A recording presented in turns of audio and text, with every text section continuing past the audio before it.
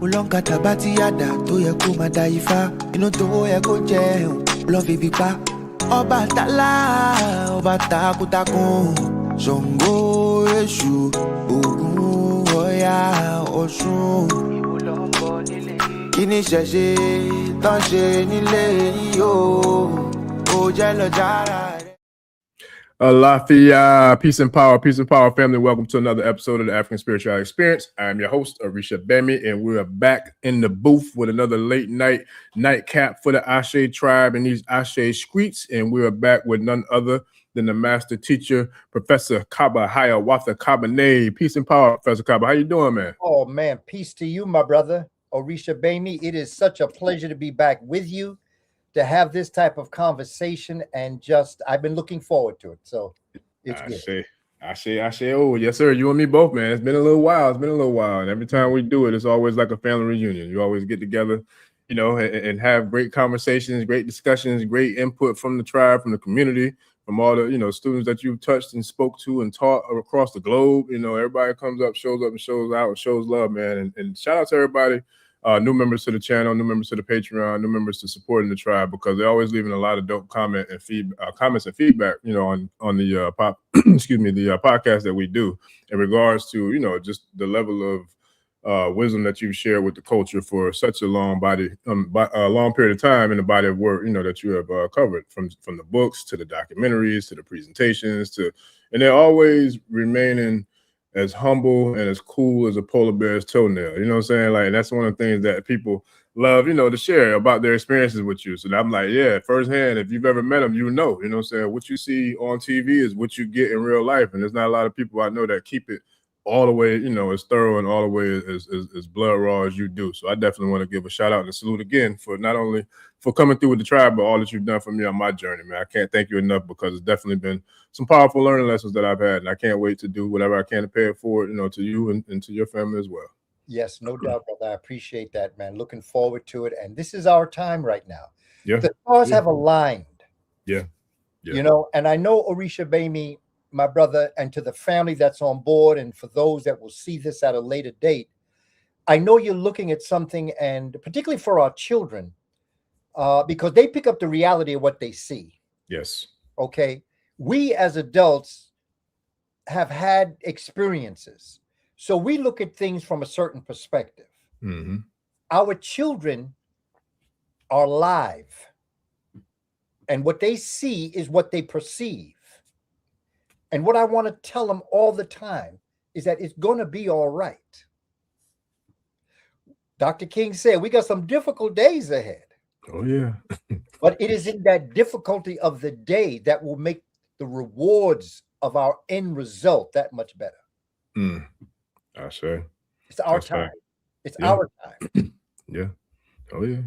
Yeah, no, that's real, man. And you know, it's always so much. Every time we talk, it's a lot going on, whether we're on air, off air, whatever. It's always so much, but you always figure out a way to paint the picture into bringing it into perspective, you know, for us to look through the lens of the ancestors, to look through the lens of the ancestral intelligence, as you quoted and coined a while back on one of the shows. I remember interviewing you saying that before AI really exploded the way it has now. But when it comes to our history, or our story, in regards to, especially when we talk about ancient Kemet and the significance of the precession of the equinoxes, but also the summer and winter solstice. But I definitely want to highlight or focus on the summer solstice and what that means to us, and us connecting to the historical presence of our ancient ancestors in the ancient Kemetic traditions. How does that relate to where we are now? Because there's a lot of different numbers that are aligning as well, you know, with the number 9s and number 10s and all these different alignments. So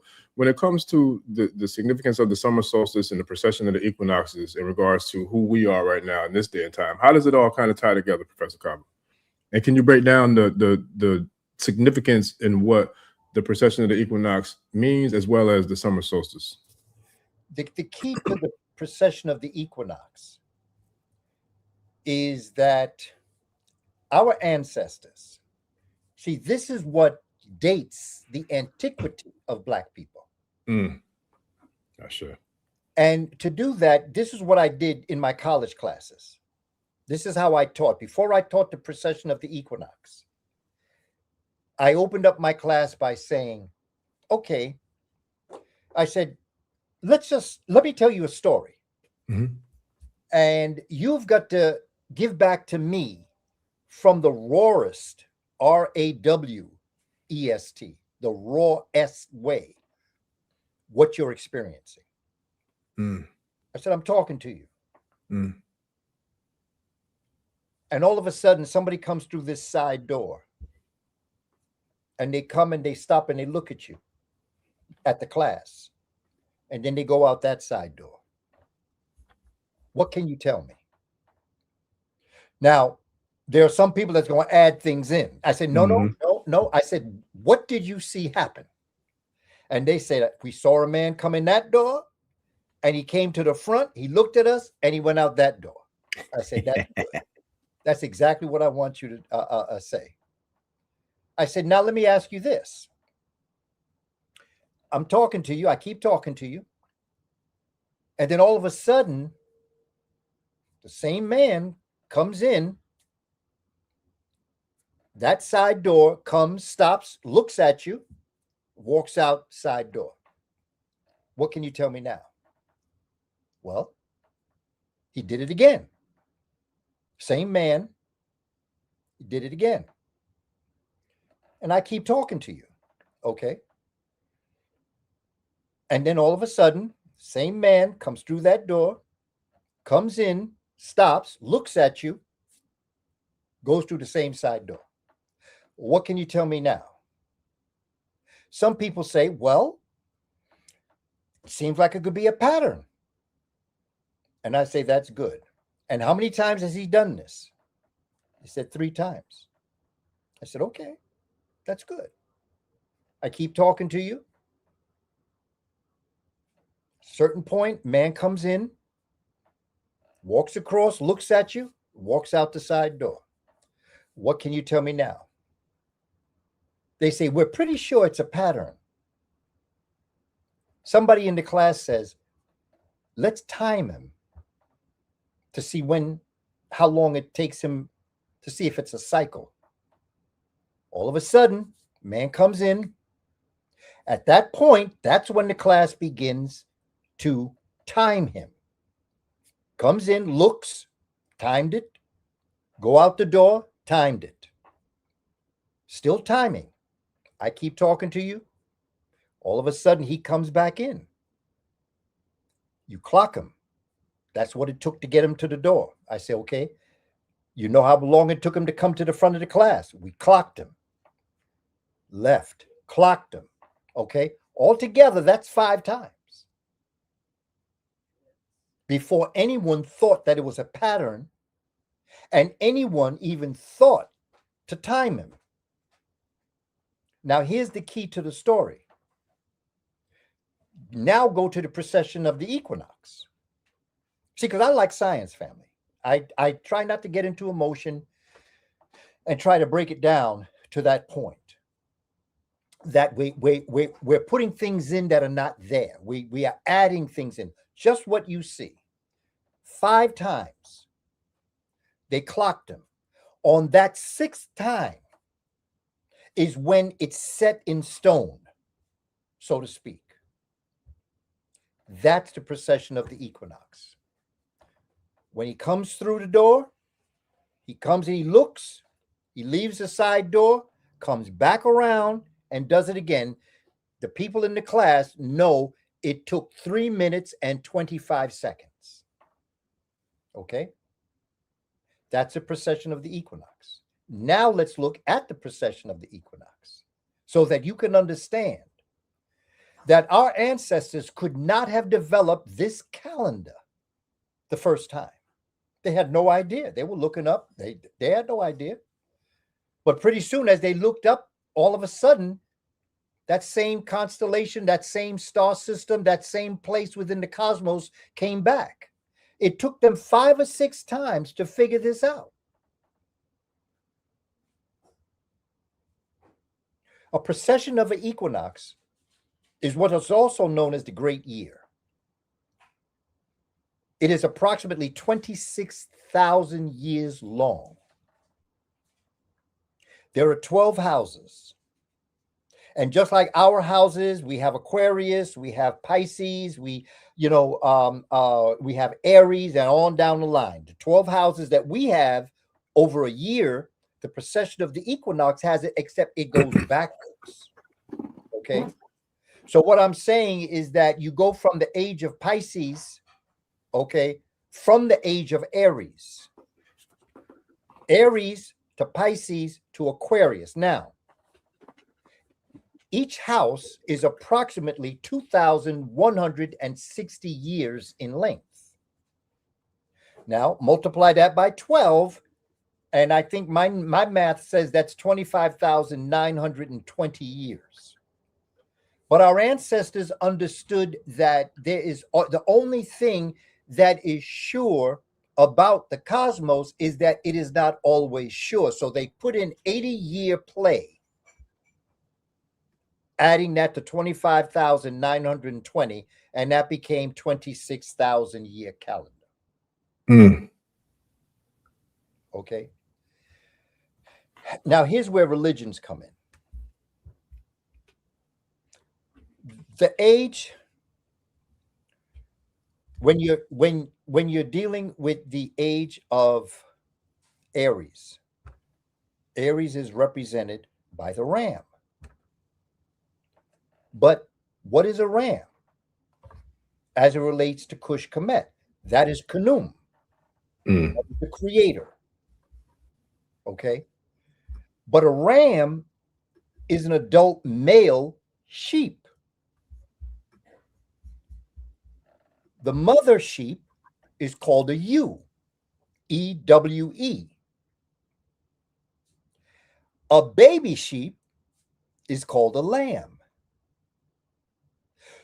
So let's look at the concept of a ram, Aries, developing this concept of birth. Okay. Now let's look at Pisces. According to constellations and cosmology, Pisces, the house of Pisces is what came 2,000 years ago, give or take, because these folk don't know what time it is. So people understood. Okay. So when you're looking at 2,000 years ago, you basically, give or take, because it's 2,160 years. So what you're looking at 2,000 plus years ago, you were in the age of Aries, and then came the Pisces. But now who was the Pisces? Here is where Christ comes into the story. Because you got Khnum, who is the creator of creators. Okay, Ptah, Khnum. Okay. Now you have Pisces, but who was Pisces? Pisces was, according to Christianity, the Lamb of God who came to take away the sins of the world. Now, according to the 26,000-year count, according to our ancestors, the age of Pisces always began a new great year. So you have Aries, who is the creator of the next house of Pisces. Pisces is the age of the fish. Have you ever seen license plates now where the image of Christ is a fish? Yep, I have. Okay, that's where it comes from. Yeah. That is why they said he was a fisher of men. Oh, see, of course, they chauvinistically created a male concept, of course. Right. Because with Amun or Khnum, you had Amenet. To the African conceptual framework, you could not have a god if you did not have a goddess. The balance of the cosmic universe was there. There's no way you could outdo that. There's no way you could change that. They understood that clearly. Yeah. And so what we are right now in, and this is why you see all this crazy stuff happening, we are on the cusp of the new age. This Western civilization calls it Aquarius. Our ancestors called it Hapi, the age of the water, the age of the information, because every great year flushes in from the creator of Aries, giving birth to Pisces, then giving birth to Hapi. Now, Hapi is a feminine age.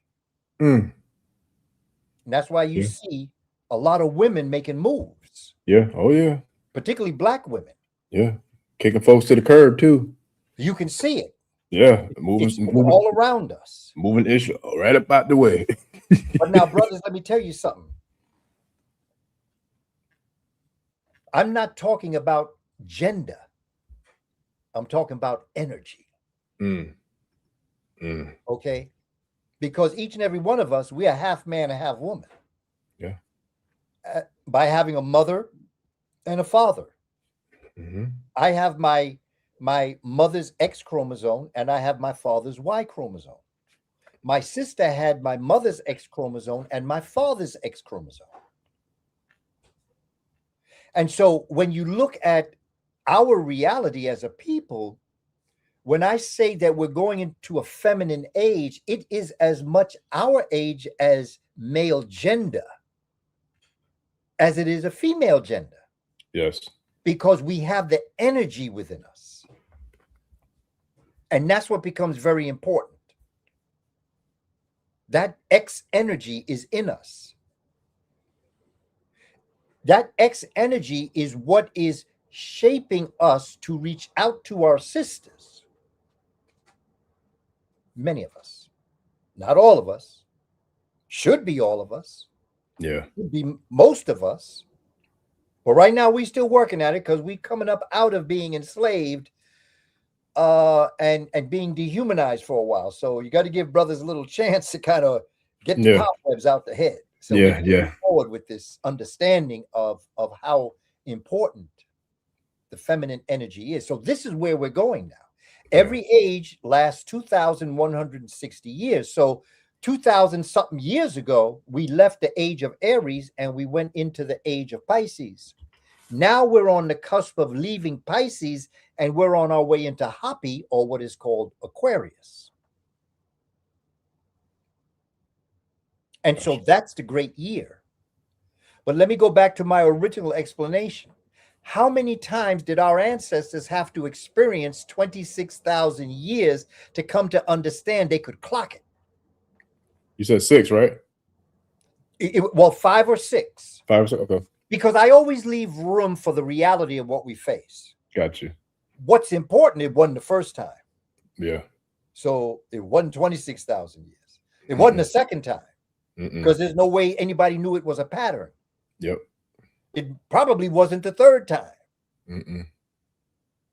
But after the third time, by that time, the mind of the Kush Kemetic people being within nature began to realize, and I'm going to tell you something else, it was the sisters that started the 26,000 year calendar.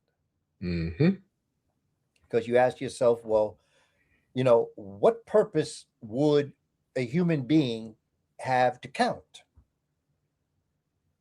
Cycles. As men, we don't have a reason to count. There is nothing within us that happens that would make us count. But within a woman, it is her monthly cycle. So she began to count. She created mathematics in Africa, the black woman.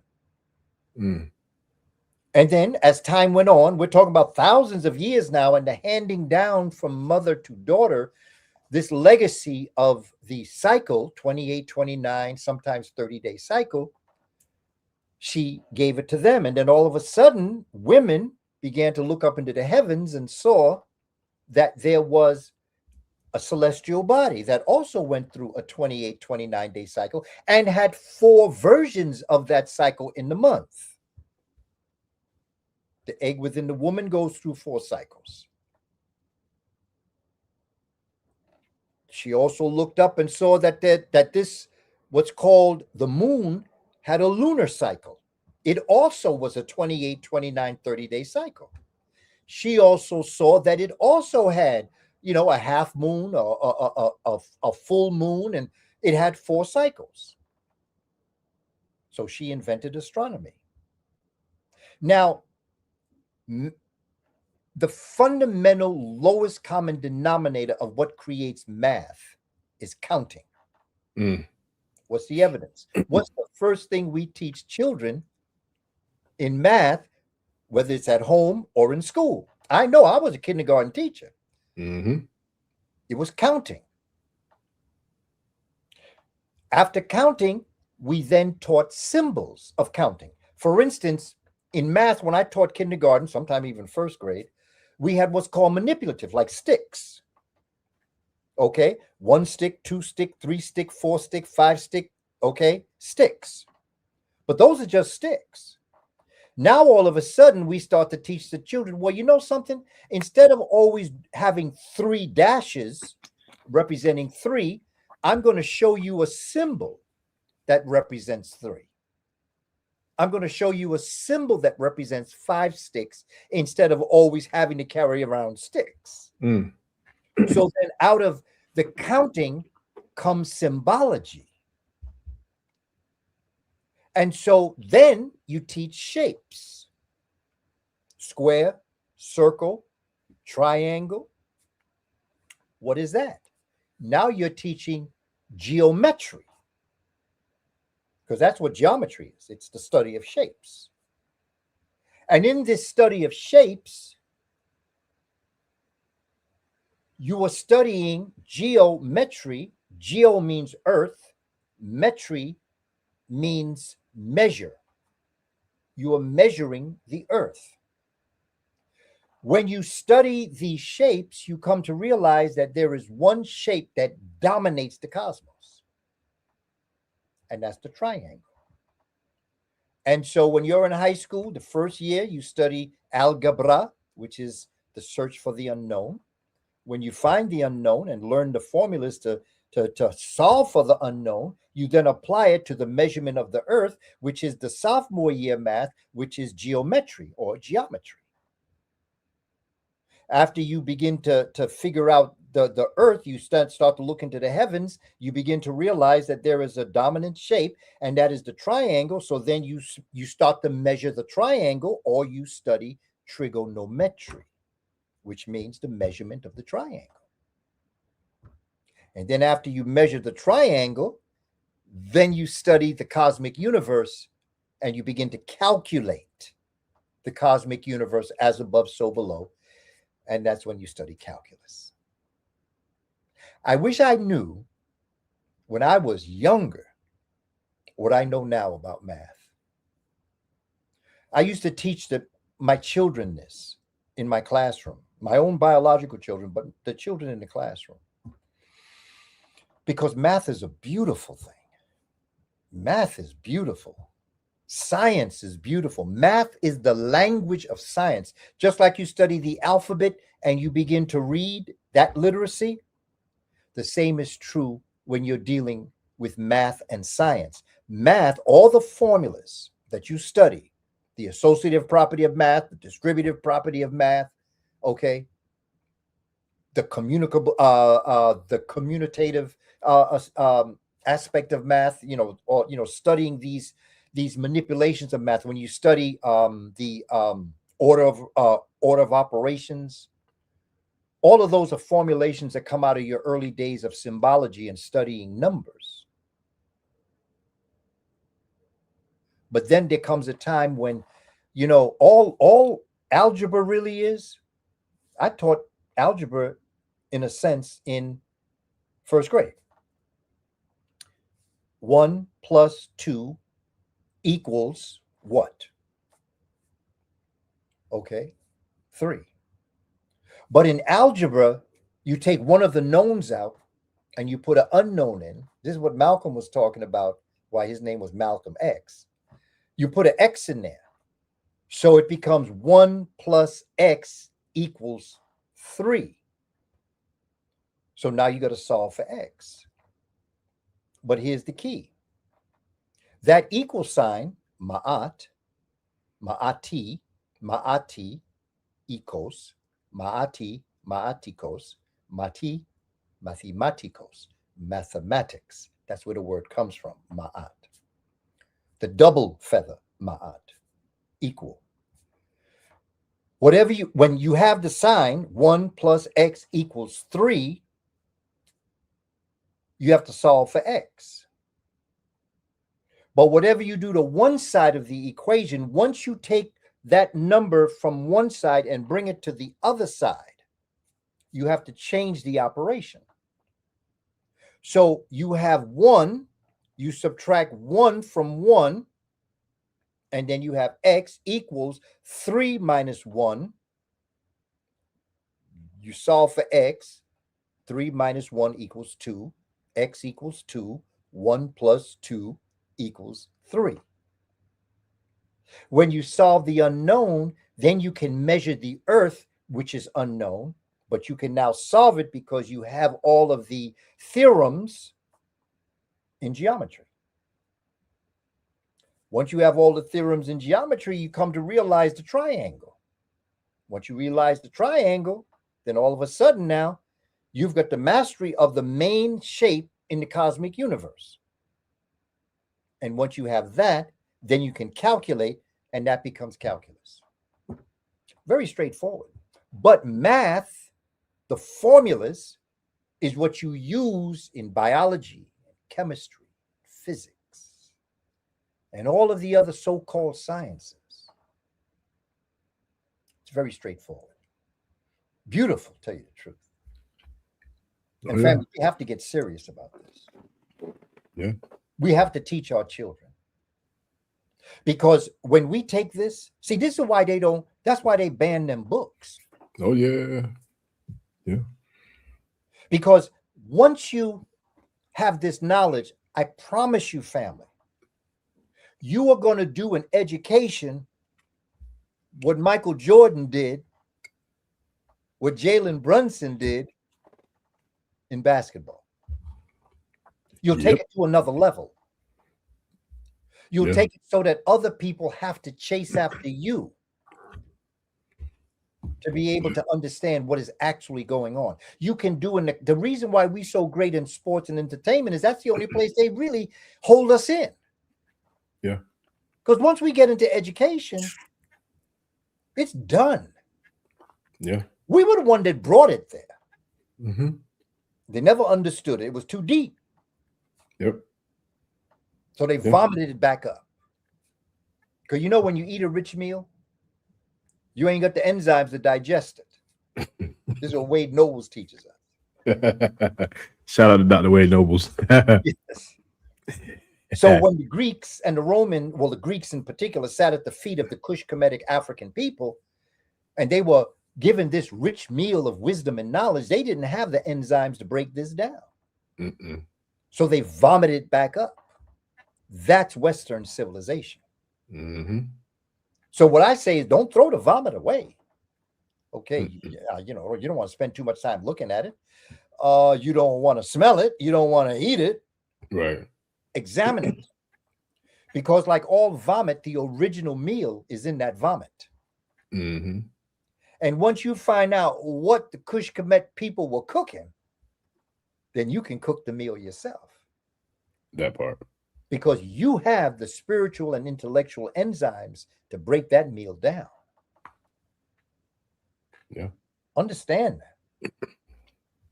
And take our children to that level. Whenever you hear a child say, oh, I'm not good in math, of course you're good in math. Mm-hmm. You just may not realize it, but you're good in math. Yeah. First of all, the way they're teaching it to you is vomit. Right. Right. So, you know, sometimes when they reject that, that's not a bad thing. It's not a thing I want them to do, but they're resisting vomit. Yes. Yeah.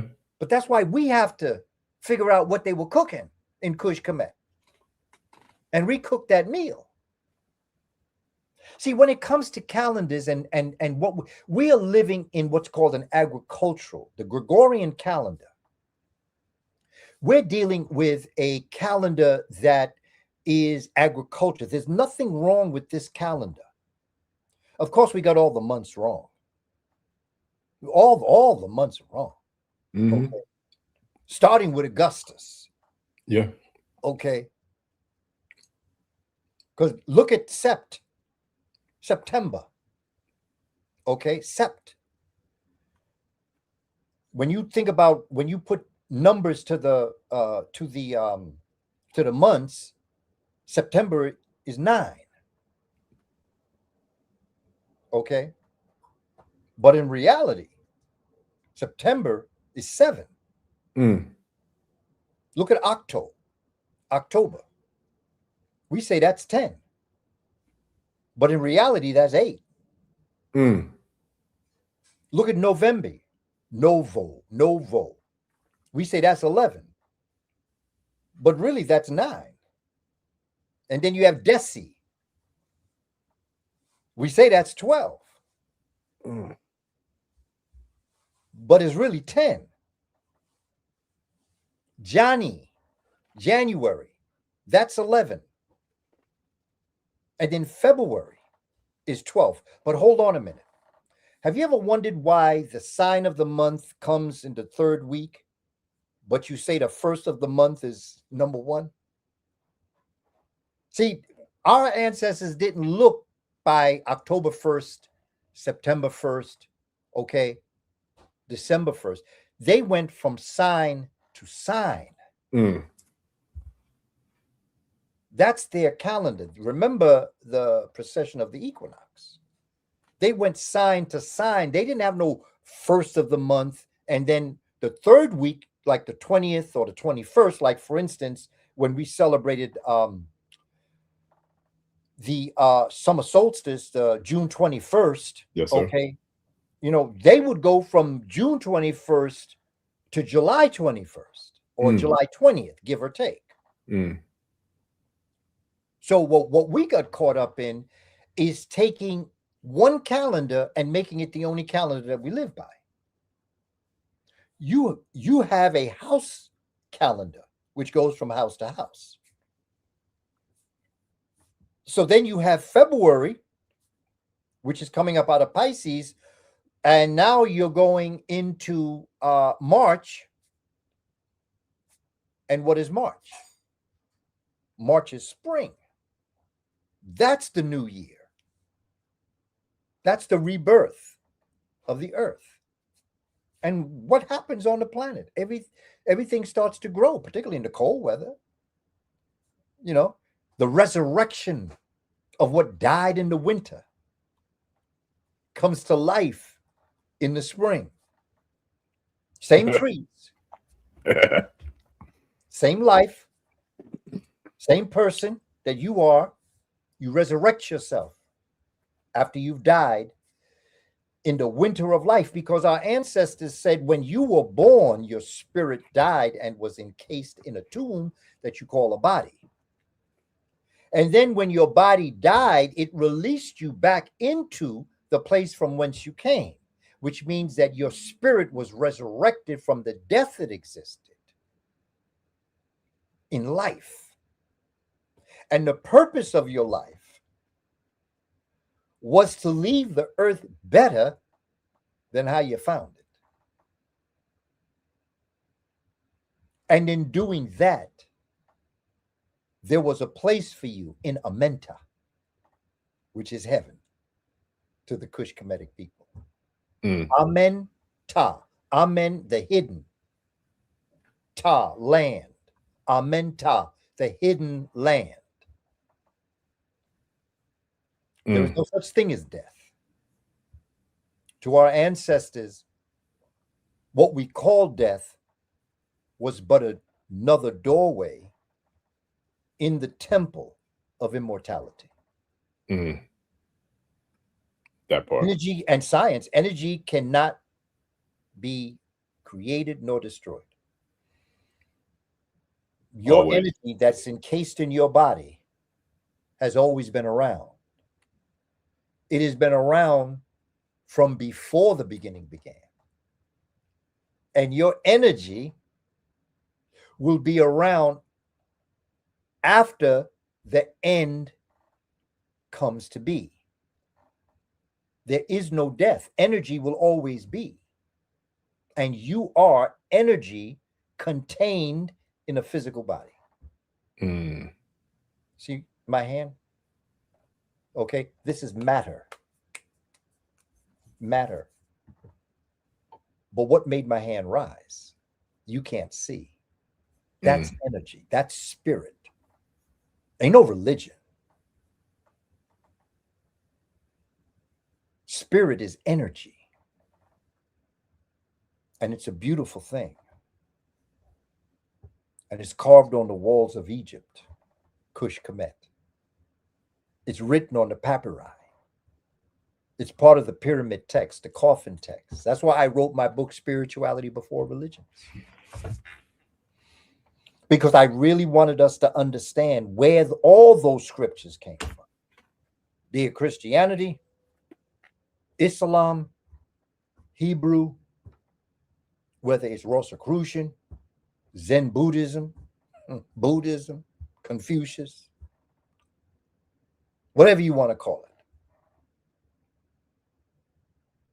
It's carved in Africa. The story is there. I see. Yeah. Yeah. Listen, we just getting warmed up, family. So if y'all haven't been around for one of these types of legendary masters classes out here in these Ase streets, man, you're in for a treat, family. So that we just literally, that's the appetizer. We ain't even really got all the way to the meal yet. We just serving the appetizer.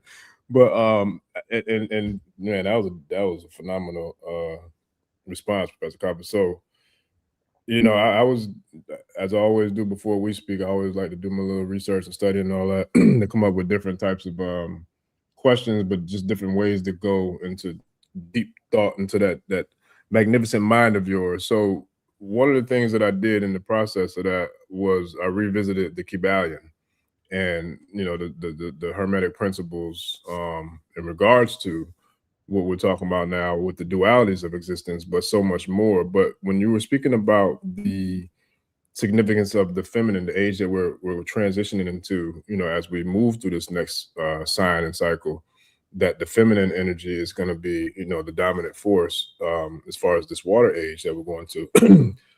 How does that translate into the ability to work with both the feminine and the masculine principles when it comes to an energetic perspective, when it comes to, you know, spirituality? How can us as males, masculine, tap into and utilize that feminine divine, you know, energy, and vice versa, to be able to maximize our potential as being half of each, you know, based off of how you broke it down scientifically of our parents?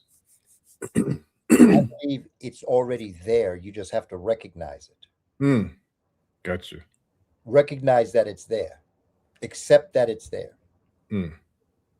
I recognize and accept that I am half a woman.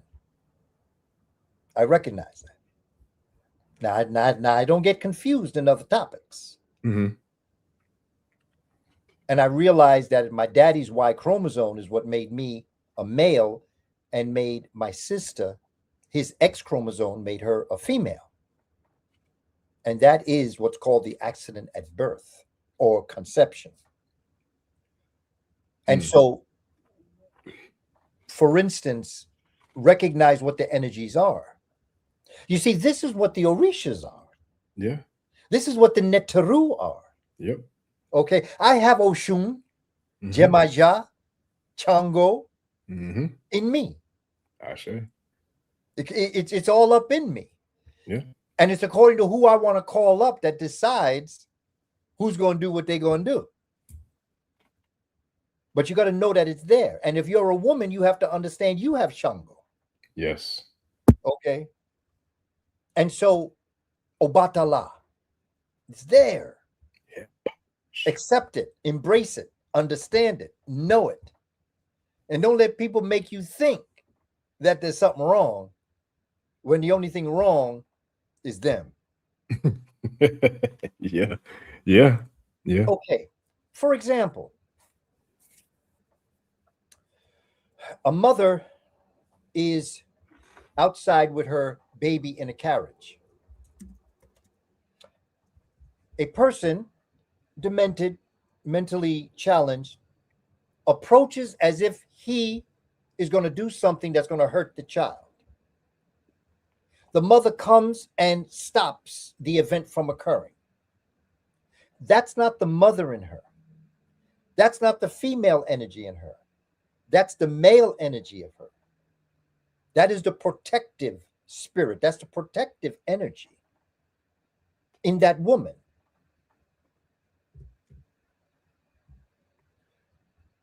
Okay, a man nurtures his children, sits with his children, talks to them, guides them, brings them sustenance, cooks a meal for them. That's the feminine energy, which is to nurture and sustain.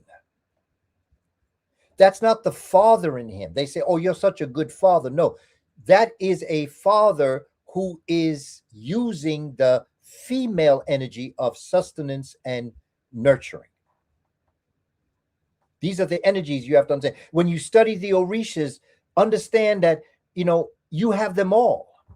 When you see the Neteru, Asar, Aset, Nebetet, Heru, Kanum, an artist, male or female, who does a sculpture or a painting.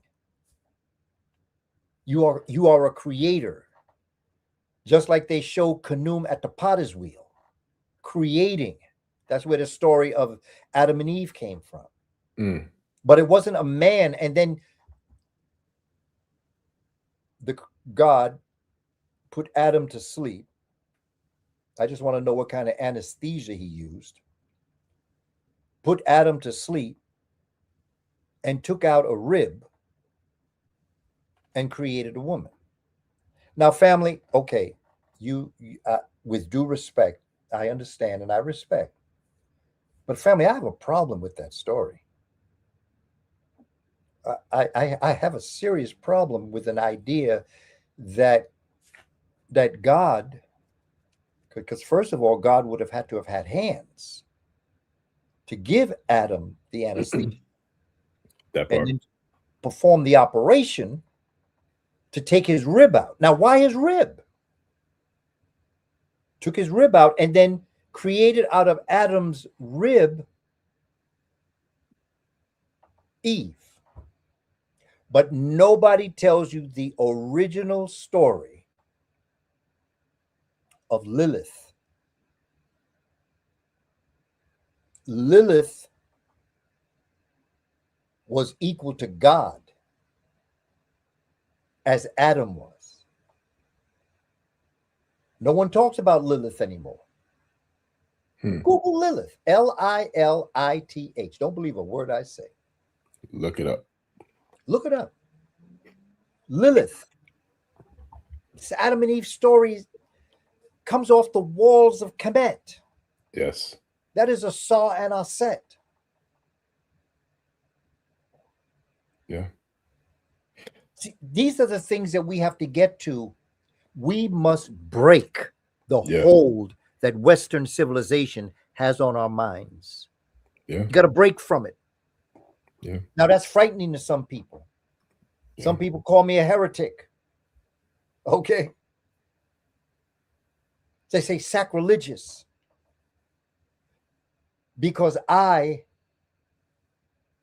like that serpent that said, if you should eat of this apple from the tree of knowledge, you will be like God. Mm. And that's what Western civilization don't want black people to do, to eat from the tree of knowledge. That part. Because an apple a day will keep the witch doctor away. Oh. One more time for the people in the back. Think about what I'm saying, family. Don't let these people put the okey doke on you. There is a beautiful story of life. And each of us has a divine purpose on this planet. And it is so unfortunate when I observe people who are very religious, but don't truly understand the beauty of what it is that they are really practicing. because they have made it into what is anthropomorphic. In other words, they have made a metaphor literal. Yeah. This whole idea of the Catholic Mass. I grew up Roman Catholic. And the priest changes, transforms a wafer bread and wine and water into the blood and body of their Savior, Jesus Christ.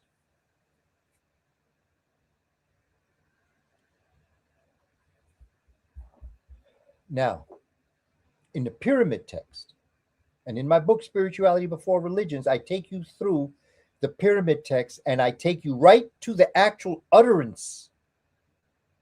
See, Africans didn't say scripture. Africans didn't say writing, because humans write, God speaks. They called it utterances. But the God speaks from within you. And that's what allowed people to write the pyramid text. It says that the Pharaoh Unas was transformed into a bull, and he ate the bodies and drank the blood of the gods. But that wasn't to be taken literal. That was a metaphor to say you are what you eat. If you dine of the divine, you become divine. Like it wasn't like you were sitting there eating a meal. So that when you eat, when you get the wafer host in the Catholic Mass, and that is the body of Christ, and then the water and the wine that they mix, you see, because water is the cosmic spirit and wine is the fermentation of the grapes of the earth. So it is the heaven and the earth, as above, so below. As you drink the water of the cosmos, you also drink the liquid of the earth, which is the grapes that have been fermented. And in fermentation, you take those grapes to a higher level and you get a little buzz. You don't get high. Black folk didn't add alcohol or sugar, because grapes and watermelons and peach, everything that can ferment over time, it doesn't rot. It goes through a transformation. And in going through the transformation, it then allows you to enjoy drinking it. This is carved on the walls. That's why you see the fermentation of hops and grains, which become beer. And you see the fermentation of the grapes, which becomes the wine. It's very straightforward. And it's carved on the wall. I took a tour to Kamene, June of 2024, for the summer solstice. It was the first time I went to study in Egypt. It was 83. Second time was 87. I had not been back to Kush Kamene since 1987. So when I was there in 2024, okay, that was 37 years. 37 years. It was the first time I was allowed to go into the pyramid of Unas, the last pharaoh of the 5th dynasty. It's first time. But I had done so much work on the pyramid text in my research and study in terms of writing the book Spirituality Before Religions. But now I was in that pyramid. I was in where those utterances were carved on the wall. All my research I had done, now I was in the presence of the word of the Creator that came through the sculptures that carved that. The Creator spoke through those scholars and those scientists, just like the Creator will speak through you if you can only embrace the voice of our ancestors. It's there. And don't let anybody tell you that West Africa came after East Africa, because there was lively trade between the West and the East Coast. Yes, and sir. they had a lot of information. Yeah. There's a book by J. Lucas, J. Period Lucas, Lucas, Olumide, Olumide. It's called The Religion of the Yorubas. And he can connect in that book every Orisha, every spiritual system, the entire Ifa system. He can take it and superimpose it over Kush Kemet and the Neteru. Mm-hmm. There is, as Dr. Sheikh Anta Diop, the great Senegalese scholar, there is a cultural unity in Africa. Yeah. Yep. Wow. Yeah, it is. And I didn't want to interrupt, so I had to wait patiently. Because I'm not interrupting because look, they're gonna get on me for messing it up too. So I'm gonna shut up and sit down and wait. But when you were speaking about Lilith, I've done some little research, but and looking into some of that, and if I'm not mistaken, amongst the pyramid walls, there's a I don't know what happened. Something happened with the. Can you hear me, Professor Kaba? Oh yeah, man. Okay. I just saw the computer do something weird on my end, but I was looking into a little bit about that, and amongst I can't remember which pyramid or where it was located, but have you ever seen the statue of Lilith where she's on the pyramid walls, and then her feet, if I'm not mistaken, they have, is it feathers on her feet or like wings on her feet or something along that nature? I'm not sure, but let me tell you about Lilith as it relates to Africa. Lilith is the name that was given from the Western perspective. Got you. But her name is Neith. Neith. She was present in the waters in the beginning of time. She is the womb of the universe. And then in science, there's something known as panspermia, which means all seed. Pan, all seed, spermia. And in the beginning, what makes the creator so unique is that the creator is both male and female at the same time. Yes. So that what happens is the story is that the male principle ejaculates in the womb and gives birth to the cosmos. And when you look at Nun, you see that Nun, which is the original essence that existed before the beginning began, it is a male who is pregnant with a lactating breast. That's the symbol of Nun. A man who is pregnant with a lactating breast. Because the original creator of all was both male and female at the same time. And that's what makes them unique. But can I ask you a question? Isn't each and every one of us the same thing? I would dare to imagine now, so. Gender separated us. And gender separated us for us to be able to reproduce ourselves. But if you go back to the Devonian age, the age of the fishes, the fish actually was both male and female. And then they split. And that's when copulation or physical situations occurred. But in the act, and you see, this is why where we're headed now, pushing sex so much. This is the story of Sodom and Gomorrah. Yes. Yep. Okay.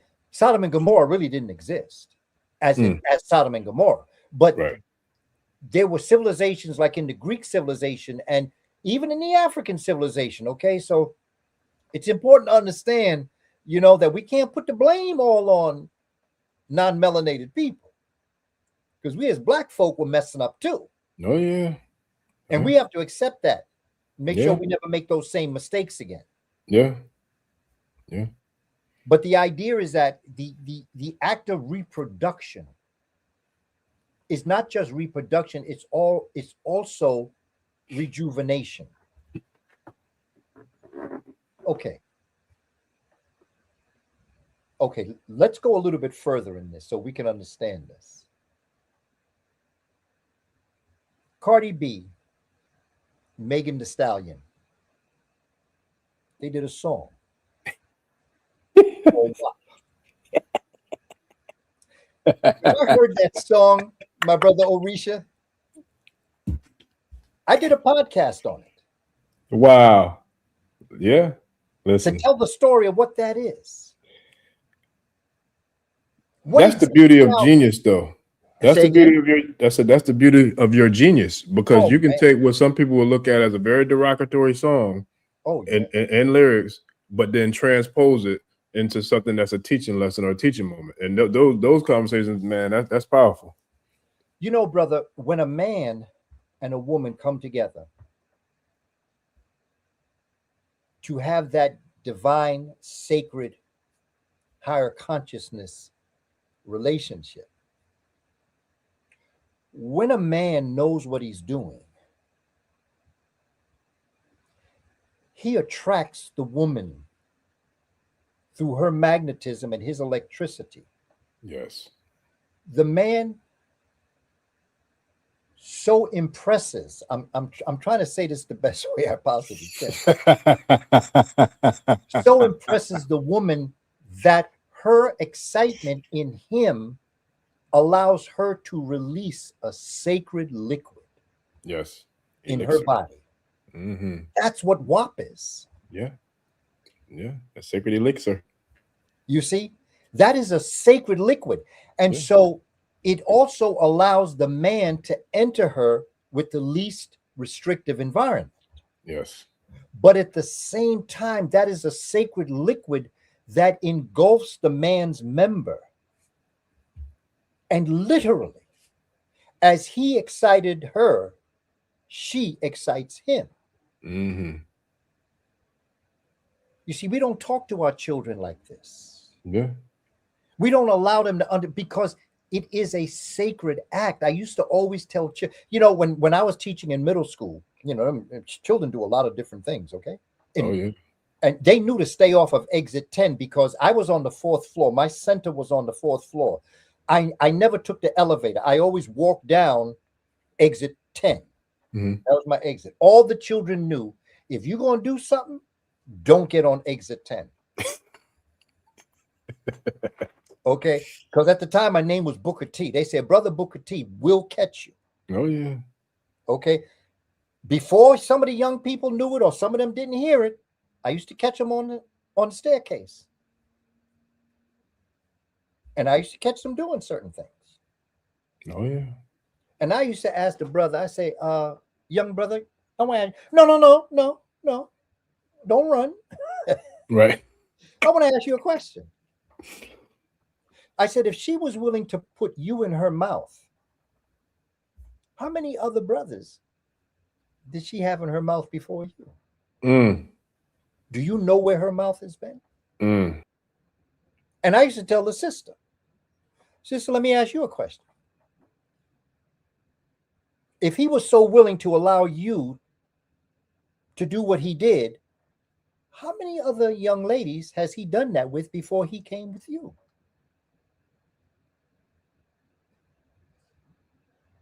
And so we haven't, and I used to always tell them, if you're going, I used to tell the brothers, okay, in fact, I tell most young brothers, I tell my grandson, I told my son, if you're going to walk your dog, make sure he's on a leash. Because you're living during very dangerous times now, and you might pick up something that you really don't want to carry with you. That's facts. And I used to tell the sisters, I say, everybody that knocks at your body is a temple. Yes, sir. And everybody that knocks at your temple door, you don't want to let in. Mm-mm. And I used to tell the brother, every temple door that opens for you to come in, you might not want to go in there. Mm-mm. You don't. And so the idea of it being a sacred act is what I'm really getting to. So that it's not just reproduction, it's also rejuvenation The act rejuvenates you spiritually from that perspective. It is the one time that two people become one. That is God on earth. In that act, you are God. You are the male and female entity connected together. And that act is not to be abused because that's God. If you abuse it, it could be the devil. Yeah. Because the devil still is God, but it's the other aspect of the creator, which is the law of polarity in the Kabbalah. Yeah. Opposites. Same, but opposites. Okay. Yeah. What part of up becomes down? Yeah. What part of left is right? They're Hot and both cold. is by matter of degree. Yep. Yeah. Yeah. No, yeah. Look, class is in session, family. Class is definitely in session. As it always is. As it always is. So real quick, before we go deeper into it, the new numbers, there was a reason why I wanted to ask you about numbers, and I'm pretty confident that you're going to know the significance of these numbers. But if I'm not mistaken, when it comes to the Great Pyramids, especially Khufu, if I'm not mistaken, is it not each stone weighs approximately, what was it, 6 tons? Is that what each stone? Somewhere between 2 to 13.5 tons. Gotcha. But I'm gonna tell you something else. Nobody can really say that because we don't know. Gotcha. Okay. Because ain't nobody weighed them stones. Gotcha. They're just approximate estimates, is what they're. Yes. Okay. So when it comes to, now, I know you know this for sure. I remember you taught us this in Miami in the private lecture you had. When it comes to the circumference and the radius of the Great Pyramid of Khufu, is it approximately about 24,000? Was it 24,000 feet or something along those? Number 24,000 is somewhere in there, isn't it? When you say the base of the Great Pyramid of Khufu, each side of the pyramid is 755 feet. 755 feet. So basically, if you were to turn a building that is 75.5 stories high and turn it on its side and go in each direction, 755. 755. Now, the other thing to remember is that they had play on each side. So while the main number was 755, one side was 0.88, one point was 0.43, and then there were two sides both that were 755.77 feet. And the height is 481.4 feet, which is a building that is a little over 48 stories. Now, doesn't the pyramid sit at what most would equate to be the center of the earth? 0, 0 mark. That's where the Kush Kemetic people were heading. That's how they knew where to go. They had already measured the earth. Right. That's where I was going with this. so they already knew where they were going. Right. And that is why Narmer or Mene moved from the south to the north and then established Hikapata. Hikapata, which means the spirit of Ptah, the spirit of the creator. Because he, in order to create what today is called Memphis, he had to redivert the waters of Hapi. He had to put an elbow in Hapi. And when he did that, he dumped up land. And that is what Memphis is built on, because all that area up there, that area was all like marshland, the delta. But because it was so important as it related to the 0, 0 mark on the earth, he created that hydroelectric program that rediverted the waters of Hapi in order to dump up land to create Hikapata, which is Ptah is the hill that comes up out of the waters of Nun, So it was a metaphor, but at the same time, in doing that, he was able to establish where the pyramids or the Meru would be built, because that pyramid site, because I just was there June of 24. Mm-hmm. That was a walled-in city. There were 81 pyramids in there, and it was a walled-in city. And the evidence, no slaves built that.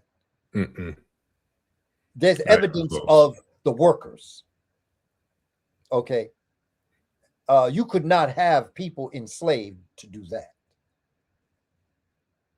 Yeah, that's facts. The only time you really have black people enslaved that created great civilization is in America. Mm-hmm. Because we built America. Yeah. Oh yeah. Yeah. And it also, if I'm not mistaken, back to Khufu, it also is situated to directly point to true north of the planet Earth as well, right? In terms of the pyramid themselves, they all point to the. If you were to take the three pyramids, Khufu, Khafre, his son Khafre, and his grandson Menkera. Mm-hmm.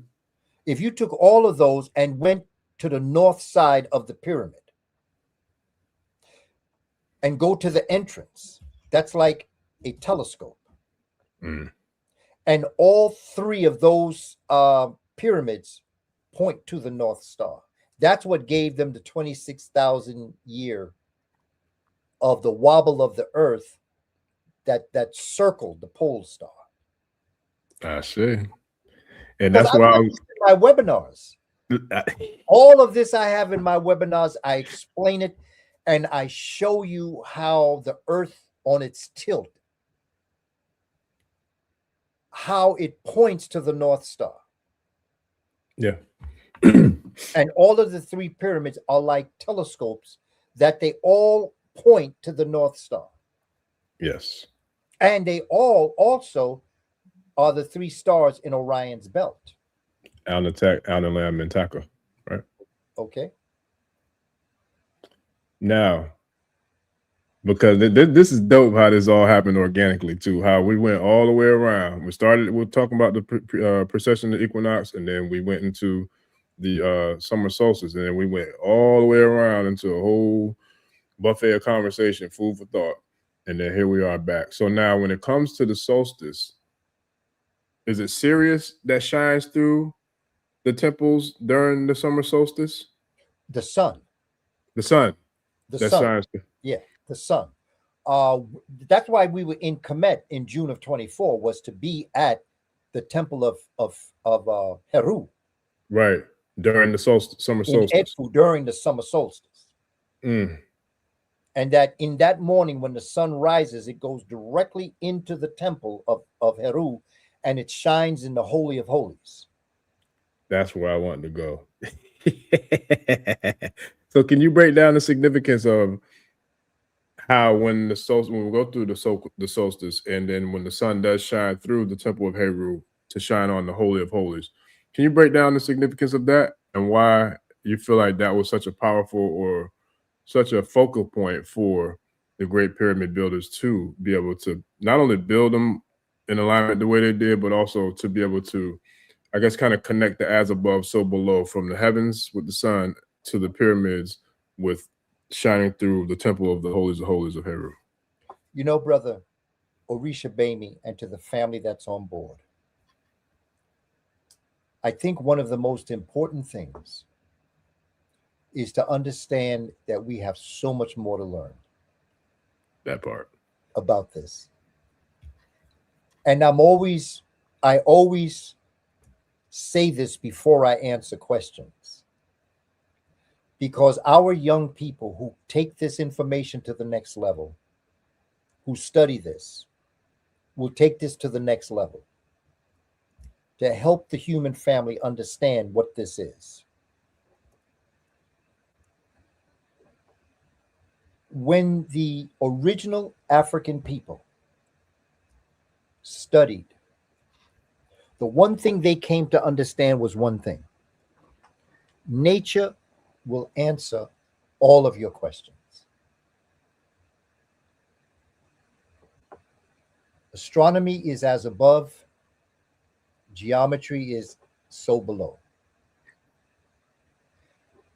From what I have studied, the significance of the relationship, because I'm going to tell you something else that I think is very important, that I encourage people. My last book, Who Were the Moors Before the Moors? I spent a great deal more time talking about the oceans. Because our ocean, see, we're all trying to go into space. But many of the secrets of space is in the ocean. Because the ocean is but a cooled version, cooled C-O-O-L-E-D, a cooled version of the sun. And the same airwaves are the same water waves. Mm. You see an airplane? Airplane don't look like a bird. Airplane look like a porpoise. It looks like a dolphin.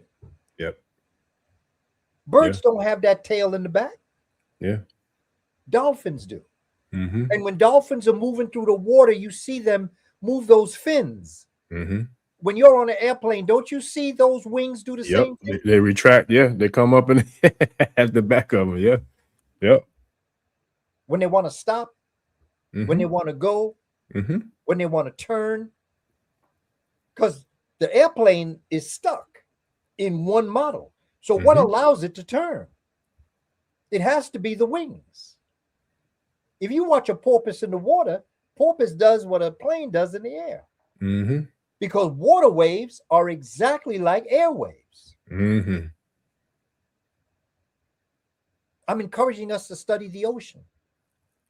3/4 of the secrets of our planet we don't know yet.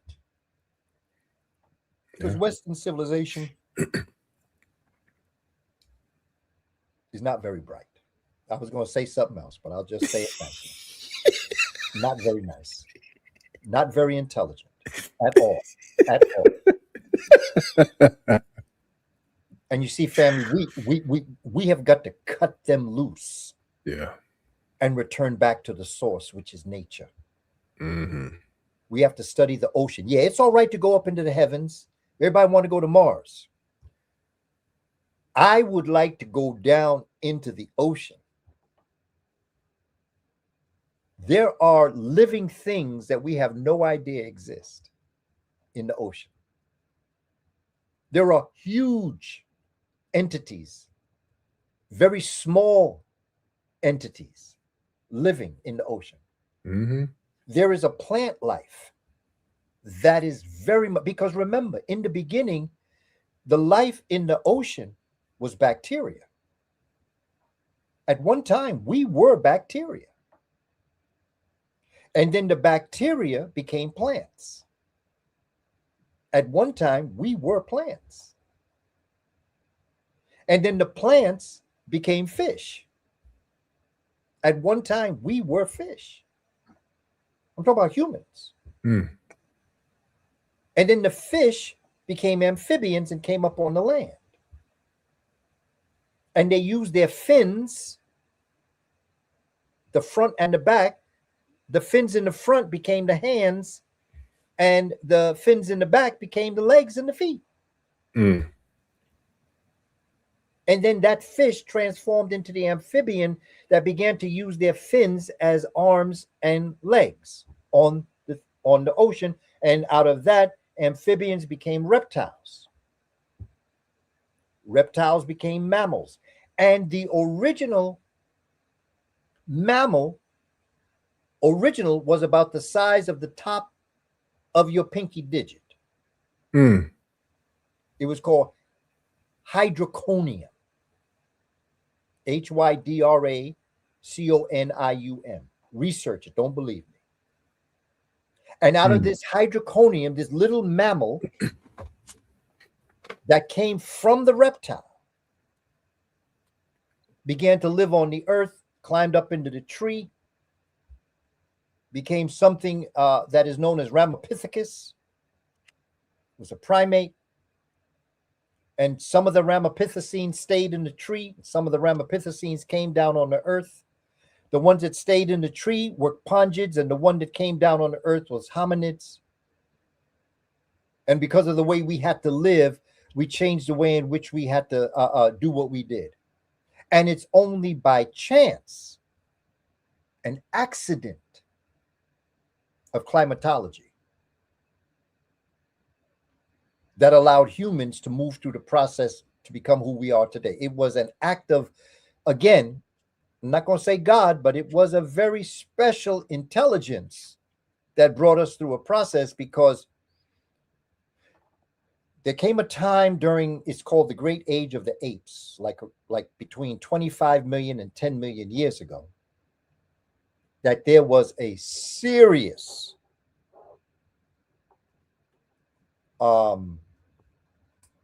solar heating of the earth. Same thing we're going through now.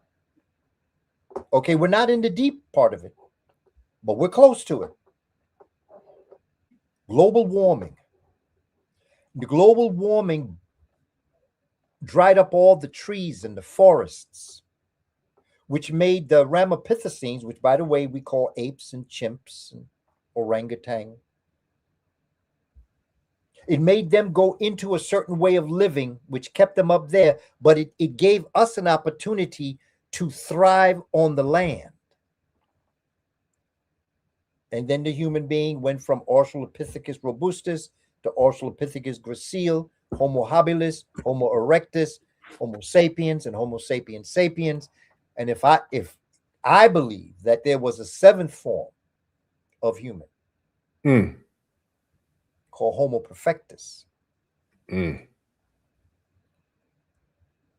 but unfortunately, we were so rudely interrupted by our family from the north, the less melanated Africans that from came down with hostilities and anger, xenophobia, about 2000 BC. Iceman's inheritance. That's it. Hawks Mountains. That's it.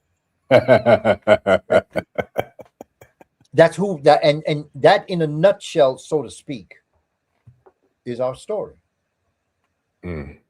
But our ancestors were on to very strong things, very brilliant things. But the Creator, I guess, decided that not time yet. So I'm going to bring you an interruption, because you see, you all know heaven.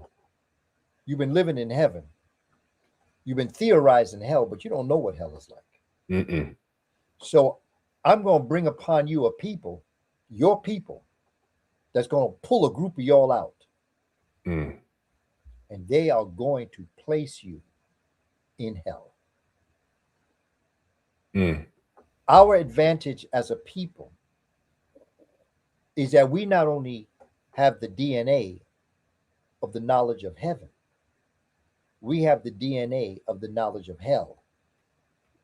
So when we imagine what it is like to be in hell, all we got to do is look at what we went through. We couldn't do that before. So now we have the brilliance of the heaven and we have the brilliance of the hell. And when you put those two polarities together, you have Ma'at. And it has been charged for us to bring peace on earth and goodwill to men and women. For all that we've learned, now it's time for us to get our reparations. And when I say that, I mean reparations means to repair. We have to repair the earth, the land, the water. The air. Ain't it something? They pollute the water.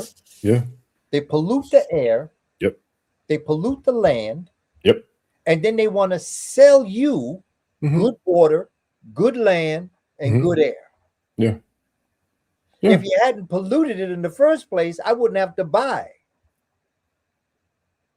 what you destroyed. Yeah. And this is a question that I've been. Well, I know the answer, but I mean, I'm gonna throw it out there because I'm sure people have thought this too. But who in the hell made you the so-called guardians or caretakers or the sole possessing owners of the planet for you to even be so-called selling any of this land, any of this, you know what I'm saying? Because you got the least amount of time on this planet. So who in the hell do you think you are to try to, you know what I'm saying, rape, pillage, and can try to so-called control it to where you're the distributor of who has what and who owns what, who lives where, who gets what? Where does that come from? That comes from what I call in fear of thee, not inferiority, in fear of thee. Because they know, like Dr. Francis Chris Wilson told us, genetic annihilation. They're dying. They're dying out. If you don't believe me, Google Sabrina Tavernise, Sabrina, last name Tavernise. She wrote an article in the New York Times, June 20th, 2018,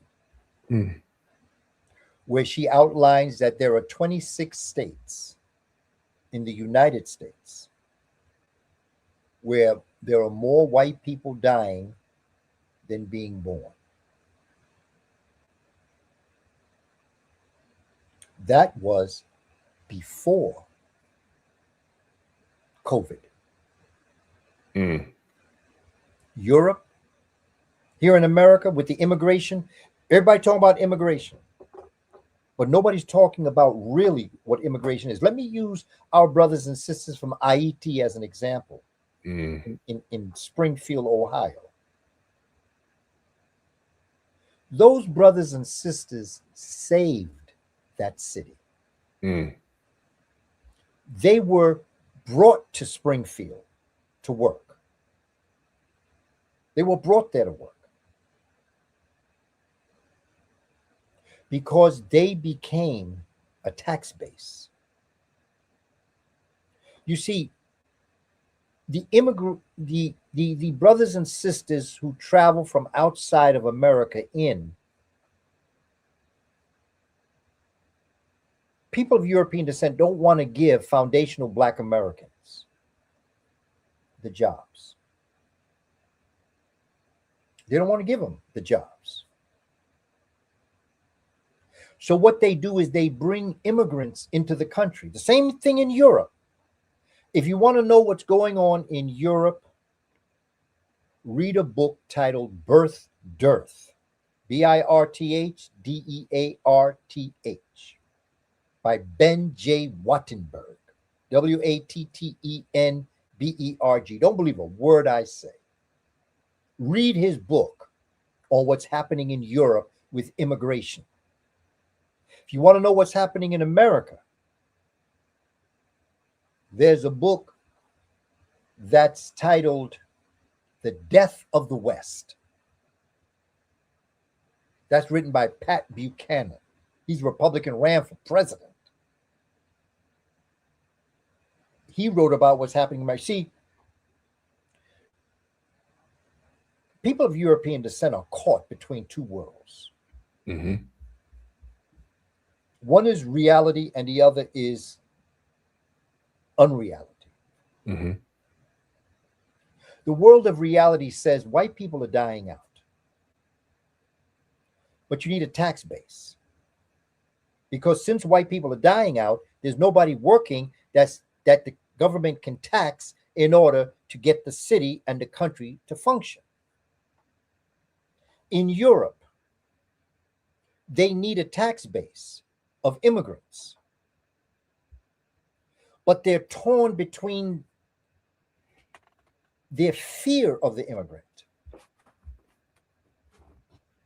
and the need for a tax base. So what's happening is that there's a battle, okay, between the Hatfields and the McCoys. They're battling each other. They're saying Look, we need immigrants. Where will we get our money from? Where's the tax base? Every so often you'll hear them talk about the tax base that the immigrants bring here and in Europe, because they're dying out.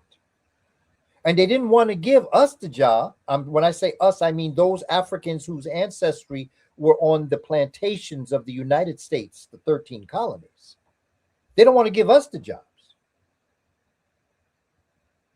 And you see in your neighborhoods, it's called regentification, where there's a whole bunch of people of European descent moving into your neighborhood. You ask yourself, well, why are they moving into the black neighborhood? And that is because white people ain't moving out of their neighborhood, and there's no room for them in the white neighborhoods. So the only place that these people, because these are young people, you see these young people, they bring their dogs and their children with them. And the reason is because their towns are dying out. You should see the pictures. If you Google what that article I told you, the towns are boarded up. There are some towns that don't exist anymore that had a population of white people. And they're dying out. This is why, family, we got to get ourselves together. We can spend all the time we want to complaining about what people have done to us. I understand that. But are we educating our children? Are we building businesses? Do we have an educational system that we can rely on? Do we have a political system where we trust those politicians? We need to get ourselves together and get serious about our children. So I dedicated my life to our children, because every African culture worldwide that I've studied throughout time, their nation purpose was to make the children better than them, not like them, certainly not less than them, better. We have to make our children better than us. When you see the conditions that we're in, we have work to do. But our ancestors didn't bring us this far to leave us like this. So we have work to do. Yes, sir. Yes, indeed. Yes, indeed. Yes, indeed. We got a lot of work to do. A lot. But yes, we're gonna get it. Yeah, we're gonna get it done though. And you know, the other thing that I just want to say is I understand how we got in this position. Mm-hmm. I know what they did, the lying, the stealing, the thievery. I understand. But I take full responsibility for the condition that I find us in. Full responsibility. Blaming nobody, but attempting to get us in place. Because I know how we got here. But if you blame somebody for the position that you find yourself in, you then give them the ability to take you out of that position. But you also give them the permission and the ability to keep you in it. We talked about algebra earlier. In algebra, you have variables, X, Y, T. But to solve your problem, only the variables can solve your problem. For me,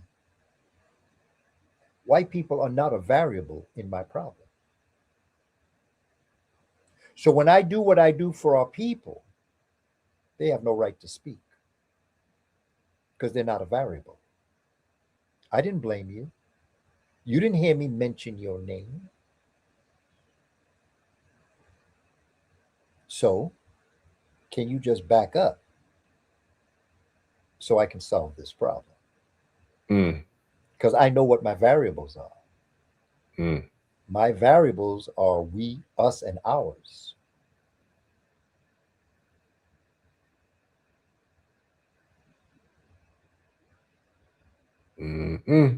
Yeah, that part.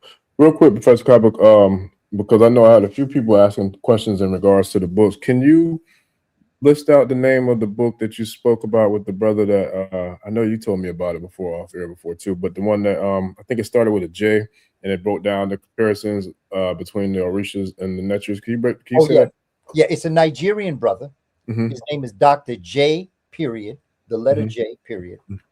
Lucas, Lucas, Mm-hmm. Olumide, Olumide.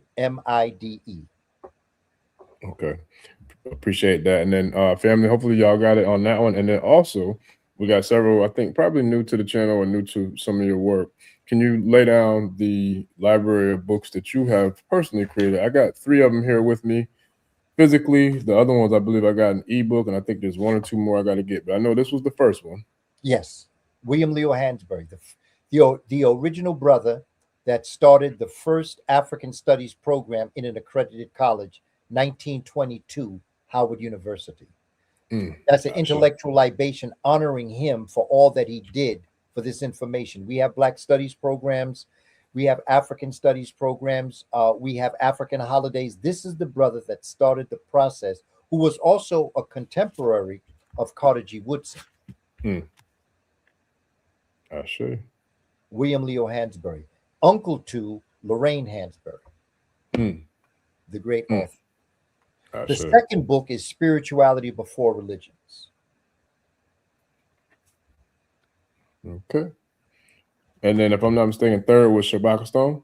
Shabaka Stone was a book I wanted to write, but I knew that I needed to give support to help the reader understand Shabaka Stone. That's why I wrote Spirituality Before Religions first.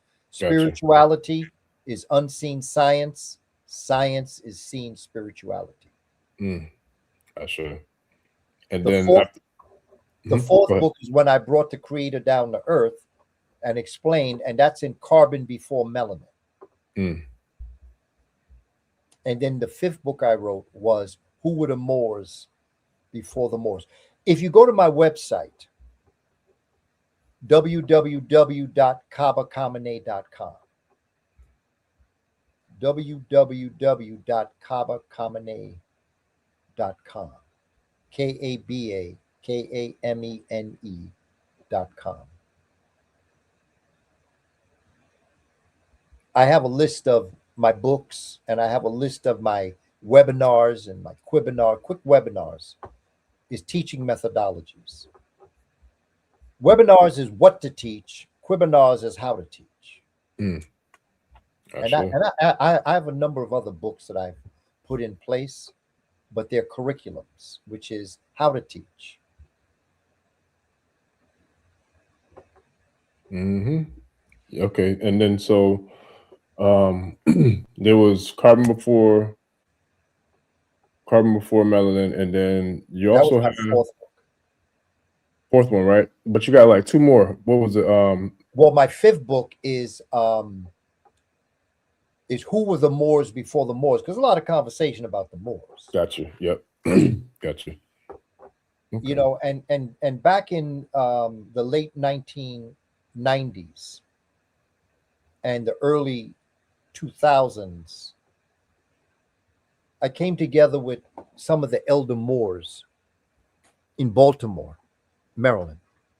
And many of them were children with the Honorable Noble Drew Ali. They were children in the Moorish Science Temple.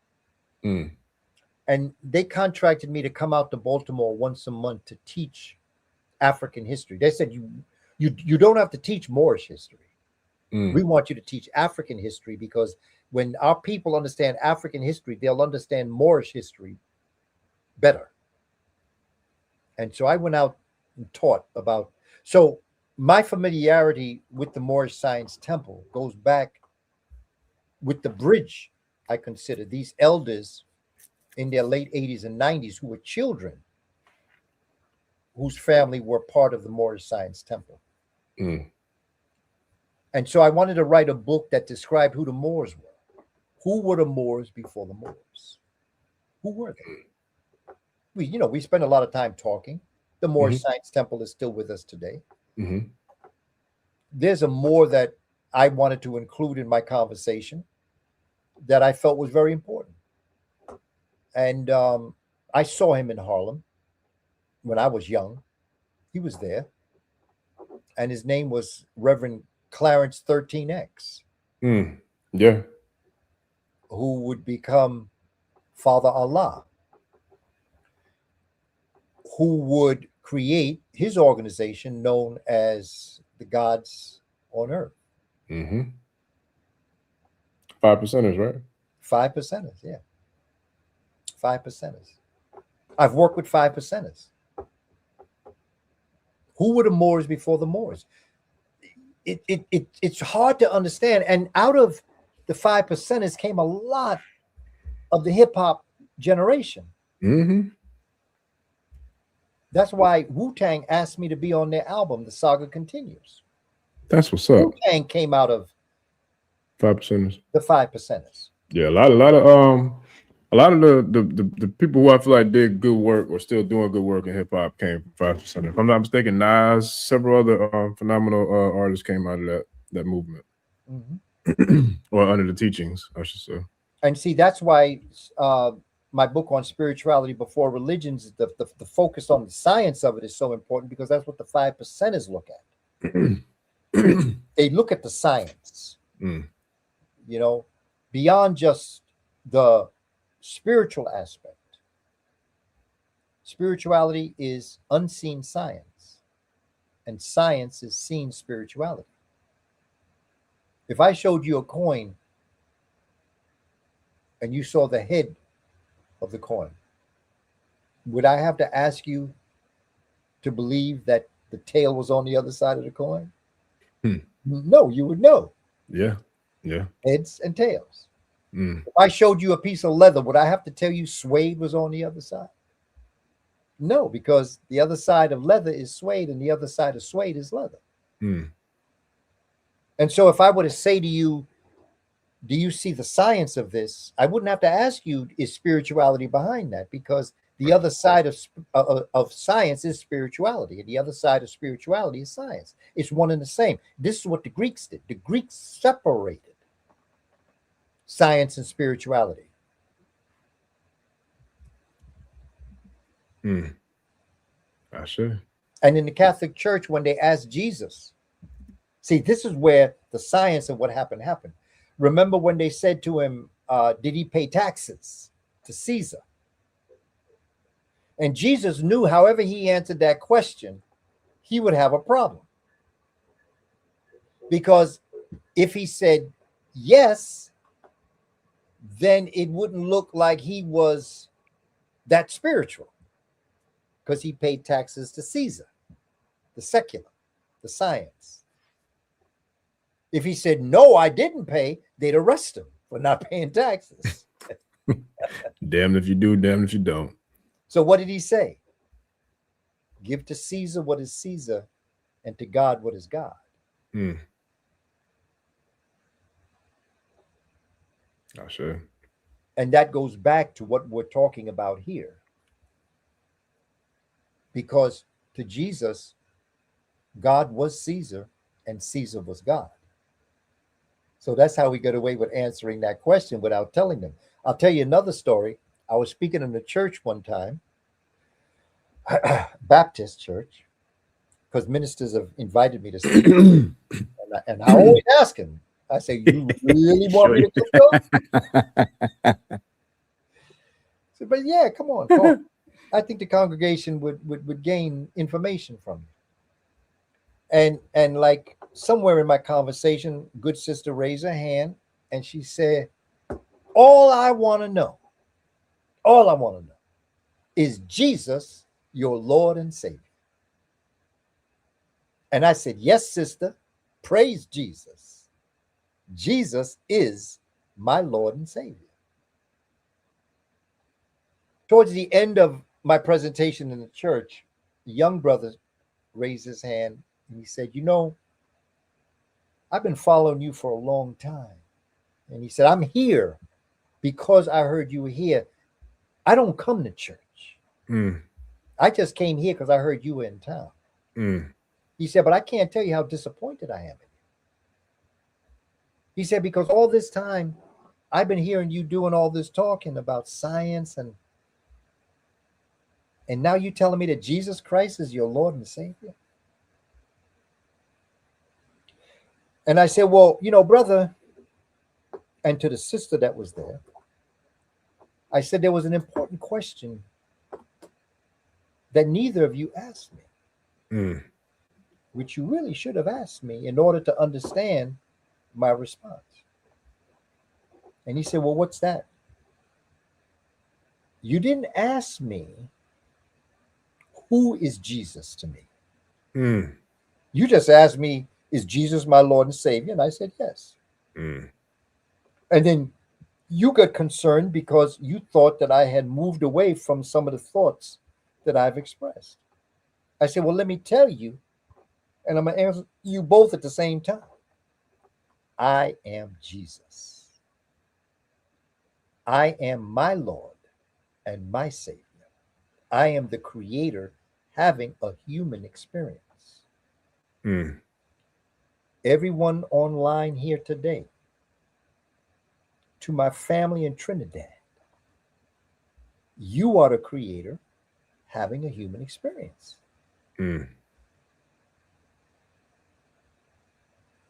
That's it.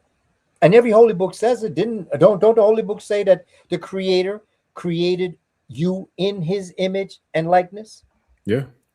Well, if I go into the bathroom, I look in the mirror, I'm looking at my image. But who am I looking at when my image? I'm looking at me. Every holy book says it.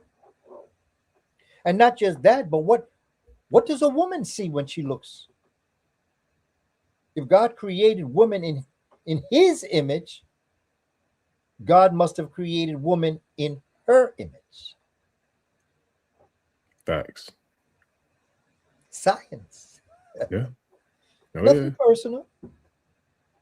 To have a God, you must have a goddess. Yes, sir. Shout out to Mr. Over. I don't want to mess that up. Shout out. I appreciate you, family. Welcome to the tribe. Appreciate you joining us. We had a couple of questions, Professor Kaba. How much more time we got? How much more time you got with us tonight? Hey, man. I'm malleable like water, brother. Hey, let's get it. Okay. Shout out to brother Yusuf Muhammad. I'm gonna knock out a couple of these questions, and then we'll go ahead and dive back in before we shut this thing down, because I gotta get up early in the morning again. Boy, I've been running nonstop. So it's been a marathon. Shout out to Nipsey Hussle for sure, because the marathon definitely continues. But shout out to brother Yusuf Muhammad. I'm not sure if he's still on or not, but I know if he's not, he'll check out the replay to be able to get the answer to this question. But he wanted to know, could Baba Kaba discuss the Kemetic 5 civilizations? Shimsu, Hor, Neteru, Majet, Akat, Karu, Zep-Tepi, found in Abydos Seti tomb. Salam Hassan photos. I'm not familiar with the Salam Hassan photos, but you got anything for brother Yusuf Professor Kaba? I would like to be able to answer brother Yusuf, but I don't think I could do honor to that question, because that's Gotcha. deep. Okay. And I just want Zep-Tepi or Sep-Tepi, as far as I'm concerned, is a concept that comes from the beginning of the cosmic universe. Means for the first time.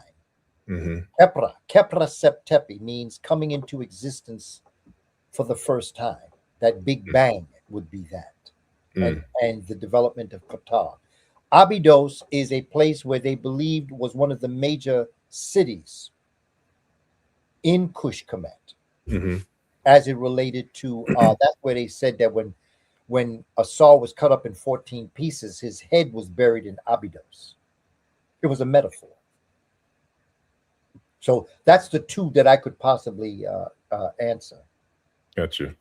Okay, and I'll definitely get with brother Yusuf and see if I could do some research on trying to find some more, because that's definitely a loaded, powerful question. But brother's a deep brother, and he definitely gets the good ones coming in. So shout out to T Renee 6052. Want to know who lied in Eden. This was from way earlier. Who lied in Eden? Everything the serpent said came to be true. Well, what's interesting about the serpent is that is a feminine principle. And so in a sense, you know, again, when you decipher Western civilization and the stories that they tried to tell, they're going to try to tell you that the woman, you know, is the one that convinced Eve to eat the apple and then encouraged Eve to convince Adam to eat the apple. Mm. But from an African perspective, it was unfortunate that Adam had to be convinced to eat the apple because Eve was ahead of him all the way because she knew she wanted that knowledge.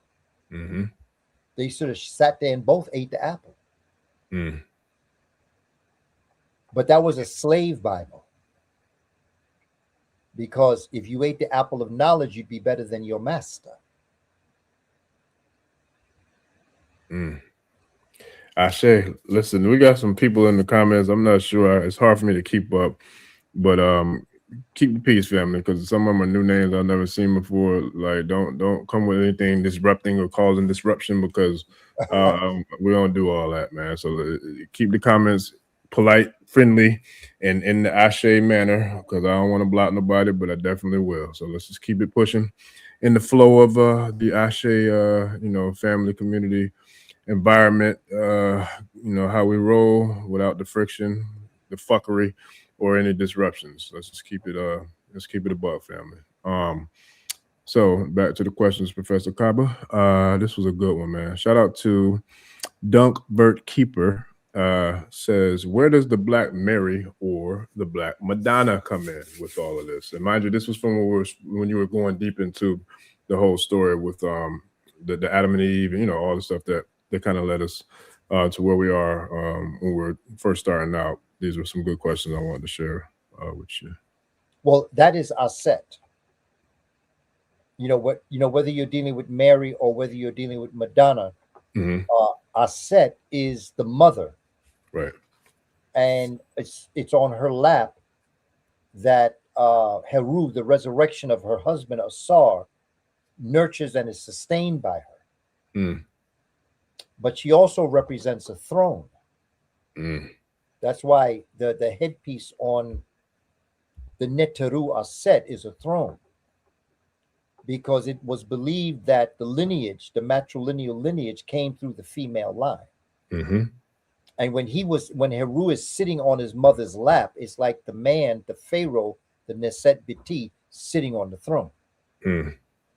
It is the woman that makes the prince a king. Mm. And so royalty comes through the female line. Mm. And that's also a metaphor for royalty, for the right to lead. Mm. Which is something Western civilization has no conceptual framework of. Mm. Yeah, that part. And it will change because of the age of Hapi or Aquarius. Right. It's a feminine age. Yep. And we didn't go into this part, but we have on previous shows, I know at least one time before, about the three wise men, in the Christos, in the manger, and how that correlates and metaphorically, translates from the heavens, and the stars and Orion's belt down to the Asar, Aset, and Heru sacred story. But I don't know if we got to go into that. I think you hit a lot of that in regards to what we're talking about. Let me recommend a book that you can read. Okay. 2 books. John G. Jackson. Stolen Legacy? No, that's not John G. Jackson. That's James. George G. M. James. John G. Jackson wrote the book Christianity Before Christ. Mm. He also wrote a book, Man, God, and Civilization. Both of them explain that birth in the constellation of the manger. And the idea that the star Sirius, is invisible in the heavens. But in the winter months, in the northern hemisphere, if you look southeast, you'll see the 3 stars of Orion. Mm-hmm. if you come down a little ways to the left, a little ways to the bottom and to the left of those three stars, that is the idea of the three wise men visiting the Christ child, who is Sirius, who was born because it's not in the heavens, and then all of a sudden Sirius reappears. So it's like Sirius was being born. And that's why January 6th in the Spanish language, el Dia de Reyes, the Day of the Three Kings, the Epiphany. That's more important than Christmas Day. So that whole concept of the heavens and the constellation known as the manger is very prominent in the story. First of all, when I was a little boy and I was watching black folk, because I'm of the age where I remember when black people had to sit in the back of the bus. Mm. I was developing in the 60s and in the 70s. I was born in the 50s. And so, like I heard that black people couldn't go to hotels. They couldn't go into restaurants. Okay, that's my generation.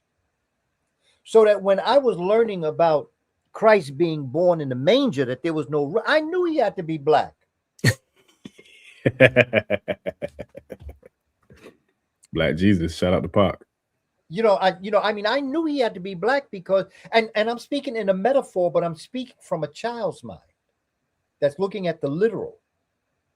I'm watching black people can't be in hotels. I'm watching people can't sit in restaurants. And then I'm hearing about the fact that Mary and Joseph and Jesus were not allowed to be in the inn, but that they had to give birth to Jesus with the animals in the barn. In my child's mind, I said he had to be black.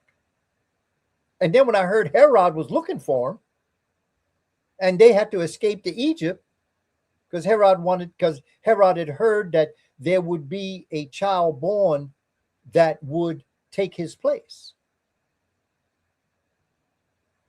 And so, they had to pack up and get up out of town. They had to go to Egypt. Mm. So in my mind, I said, he has to be black. Nobody told me that. I asked a nun that because I went to Catholic school. And she said, we don't know what color Jesus is. I said, well, I know what color those people down south are. And they can't go into the hotels.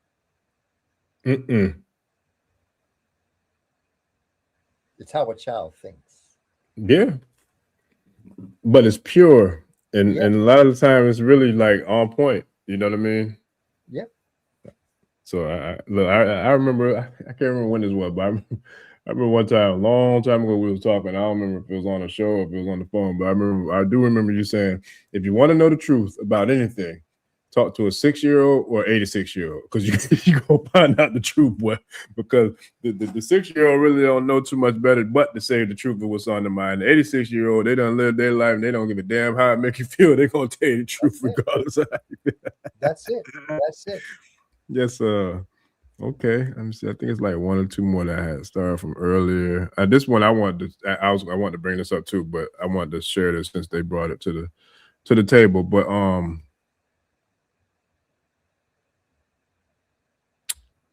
Dunk Vert Keeper said, when did Adam start producing consciousness? And I wanted to ask you, I thought this is what he was saying, but what's the difference between Adam, A-D-A-M-S from the Bible, and Atom, A-T-O-M-S? What's the difference between those two, Professor Kaba? Oh, well, that's the same thing. Atom is atum, A-T-U-M is where the word A-T-O-M came from. Okay. Atum, in the beginning, before the beginning began, there was the nun, the water, the hydrogen of the cosmos. And then out of that water, they came Ptah, which was like a hill, or the conversion of potential energy into kinetic energy, from potential into moving action. Okay, it was no longer potential; it was doing something. And then out of that combination of the matter and the energy came consciousness. Mm. And that is when an atom, and what the atom did in being a creative utterance, it began to name all of the creator's creations. And that is the formulation of the superclusters and the clusters and the galaxies and the stars, the planets, the meteorites. It's a metaphor for making them come into existence and being able to identify them, to give them names. And that's what they said Adam did. Adam gave names to all of the creator's creations. Sure. And like everything, or pretty much everything else in the Bible, it sounds like to me superimposed the ATOM or the ATUM into the ADAM Adam. Yes. Okay. Yes. Gotcha. And you know, the other thing about Shabaka stone that I'm trying to present as scientific evidence is that the Old Testament really came after the New Testament. Because the Catholic Church really is the Amen priesthood. And the Aten priesthood is what became the 5 books of Moses with Akhenaten. But when they reversed it like that, you can never get the right story, because the first was last and the last was first. So if you're looking at the New Testament as the New Testament, and you think the Old Testament came after the New Testament, then you'll never get the way in which the story actually came out. The Amen priesthood really is the Pharaoh, or the Neset Biti is the Pope. And the priesthood and the priestesshood, which is not in the Catholic Church, those are the nuns, but they're not equal to the priests. They are like the cardinals and the bishops, the monsignors. You see the taxonomy, the level of position in the Catholic Church, but you got the Pope on top. That's the Pharaoh. Okay. And then you have the concept that God doesn't, that there's only God. You know, there are no saints.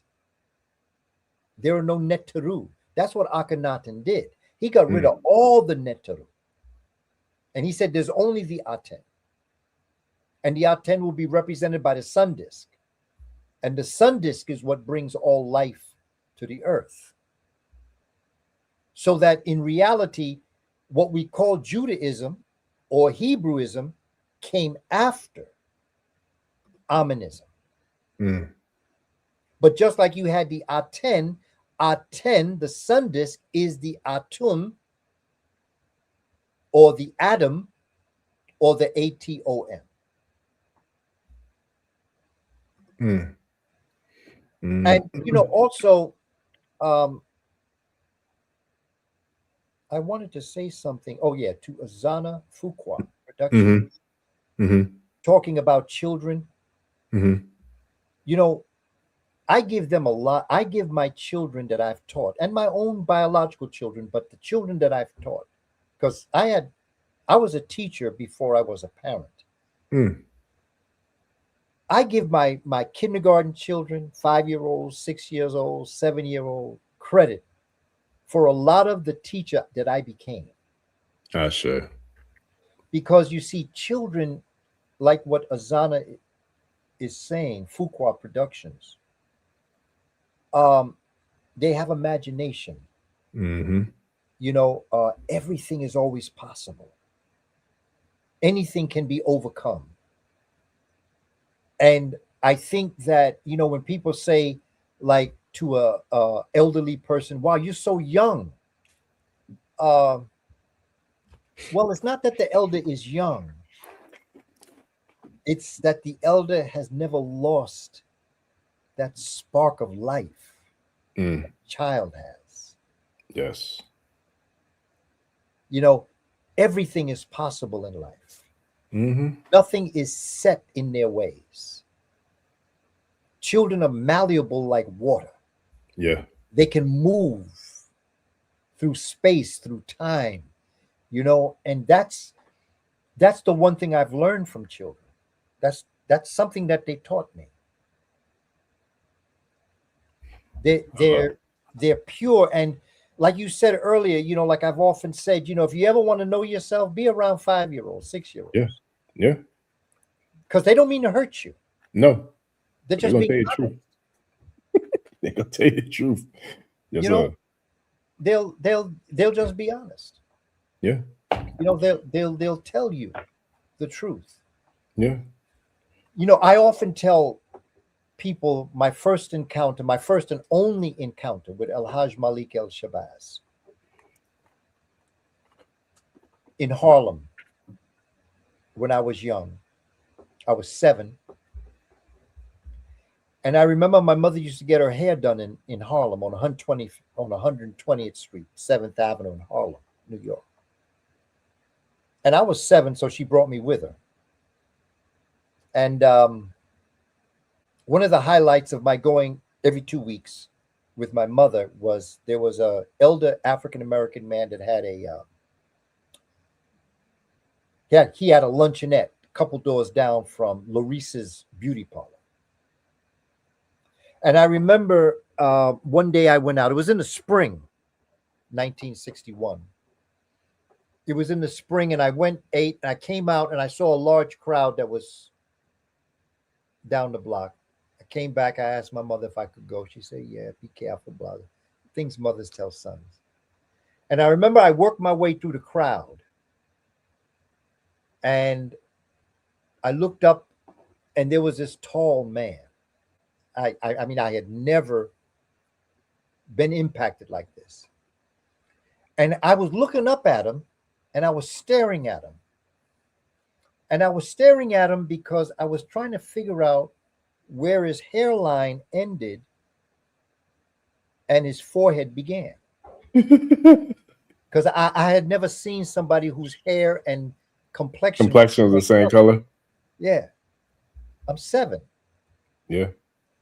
And so I'm looking up, and I can't get over. I'm trying to figure out where does his forehead end and his hairline begins. Long story short, you know, I'd say 15, 20 minutes maybe, but I don't remember. But the crowd broke up and everybody went their own way. And I went back to the beauty parlor and I sat down, you know, where I normally sat. And a brother who worked in the beauty parlor came in, Russian came in. And he said, you won't believe who was just here talking to us.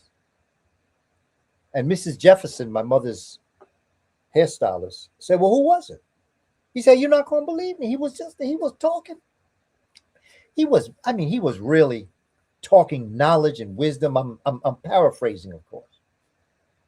And she said, well, who is it? And the other beautician said, well, who is it? Come on, tell us now.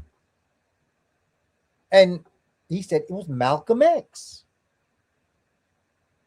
This is my first time I know who that is. I didn't know who he was. Up until that moment, I didn't know who he was. He said, it was Malcolm X. I said, oh, come on. Malcolm wasn't down there talking to you. He said, yeah, Malcolm was there. I said, come on, man, stop now. Fix this light bulb for us. We need this light bulb fixed. He said, Malcolm was there. He said, ask that young brother right there. He said, that young brother was looking up in Malcolm's face. I bet you he can tell you everything Malcolm said. I can't tell you the first thing that Malcolm said. That intent on my face, looking at Malcolm. Even Malcolm probably thought this young brother listened to everything else. I was trying to figure out where his forehead ended and his hairline. Oh my God. That is tell hilarious. That story talking about children with my own experiences. Because as intent as I wasn't looking at Malcolm, I wasn't listening to a word he said. I didn't even know who he was. The beauty of the story is that I could tell that story today because of that brother that came in and said that. Because if that brother had not come in and said that, I wouldn't be able to tell you this story because I wouldn't have known that was Malcolm X. It's my one and only encounter with Malcolm X. Wow. I'd like to tell you that he put his arm around my shoulder and said, "Hey, young brother, how you doing?" That didn't happen. There was no there was no conversation between us. But the strength of my story is the fact that 4 years later, I'm in the 6th grade now, and I'm writing a report on Russia for social studies. And I'm sitting and the news is on. My parents are watching the news, and it says that the teacher of hate has been killed by hate. This was February 21st, 1965.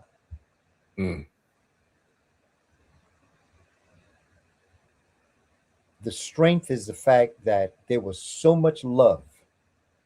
Because I'm in the middle now. I'm right, like the people are around him and he's there. And I'm in the middle. So I'm picking up the energy of the love that the people have. Preach, brother. Preach. Yeah. I'm picking up the love that the people have for Malcolm. And I'm also picking up the love that Malcolm had for the people. So I knew that wasn't true. He was not a teacher of hate. Because all I felt in that group was love. Love. Yes, sir. Yeah. Yeah.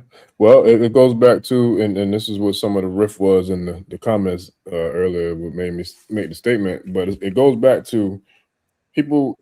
It's very challenging for people to be able to accept something that's different or to be able to accept something that's the truth, because the truth, the true, undeniable truth cuts deep, and it cuts, and not everybody's ready for the sting. Some people, you know what I'm saying? Like, it's like, and it's so funny because me and my pops was talking about this the other day about, somehow it was on the subject of people talking about you or talking about, I'm like, man, can't nobody faze me by talking about me, because my mama cut me so deep just from, you know what I'm saying, from growing up, how she had to get on my behind. Nobody else could come close to that. If I was able to withstand what she gave me, y'all are walking apart. Like, that's child's play to me. It's funny, actually, because I can cut deep too. But I say all that to say that some people are not ready, willing, or able to face the real truth, the hard truths, you know what I'm saying, without being able to redirect it or to shun the accountability factor, or, you know what I'm saying, all the other dynamics that come into the truth. And we know for damn sure this thing that we call America definitely wasn't ready for a powerful lightning strike, you know what I'm saying, a lightning bolt of truth like Malcolm. So of course they're going to try to paint him to be this devil, the same way they did Muammar Gaddafi, the same way they did Castro, the same, you know what I'm saying? Everybody who was a threat to their so-called, you know, wannabe superiority, but which we know is a fragility, you know, inferiority. Like, we all know that's who and what they are. So they're going to try to demonize, you know, things that are about the truth or against this so-called system. So, yeah, it's a real thing. Yep. And you know, you just realize that and you move on. Yeah. You know, I'm looking for 3 out of 100. Yeah. You know, and I realized that, first of all, we as Black people hurt. Yes. By matter of degree, we all hurt. Yes. And I realized that. I've been around long enough to know that. Yes. We hurt by matter of degree. Mm-hmm. And this information is not for everybody right now.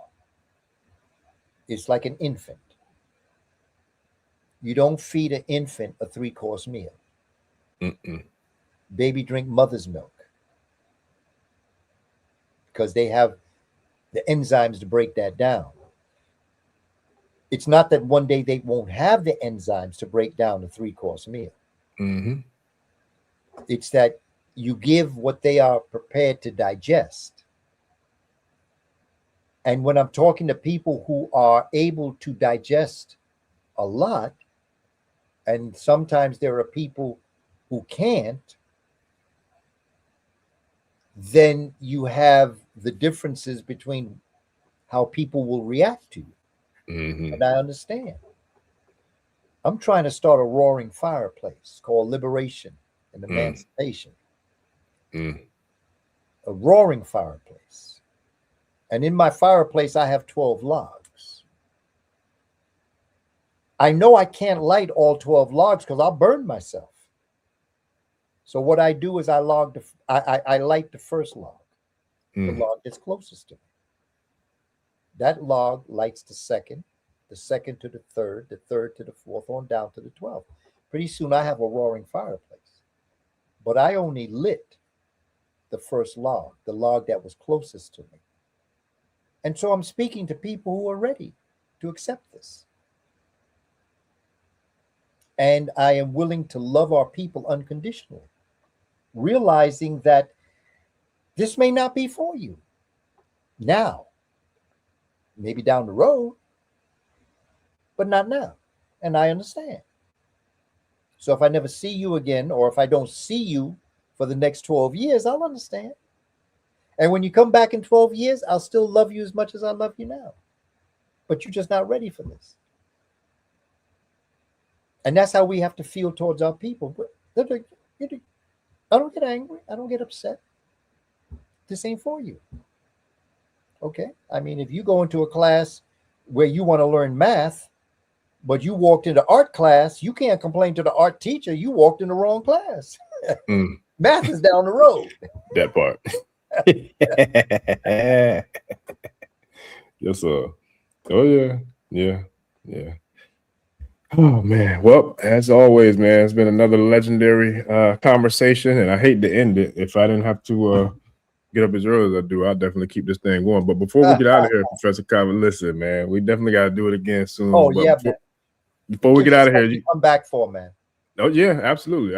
And you got a few things that you got going on, that I want to definitely do what I can do to share, to get out to the tribe and get out to the people in regards to supporting you. And shout out to Brother Heru for always showing up and showing love and, helping me out in any way, shape, form, or fashion. I definitely give gratitude and thanks to him too, man. So with that, I know we got a couple of things you got going on. Where do you want to start for me to share with the tribe in regards to what you have coming up in the near future?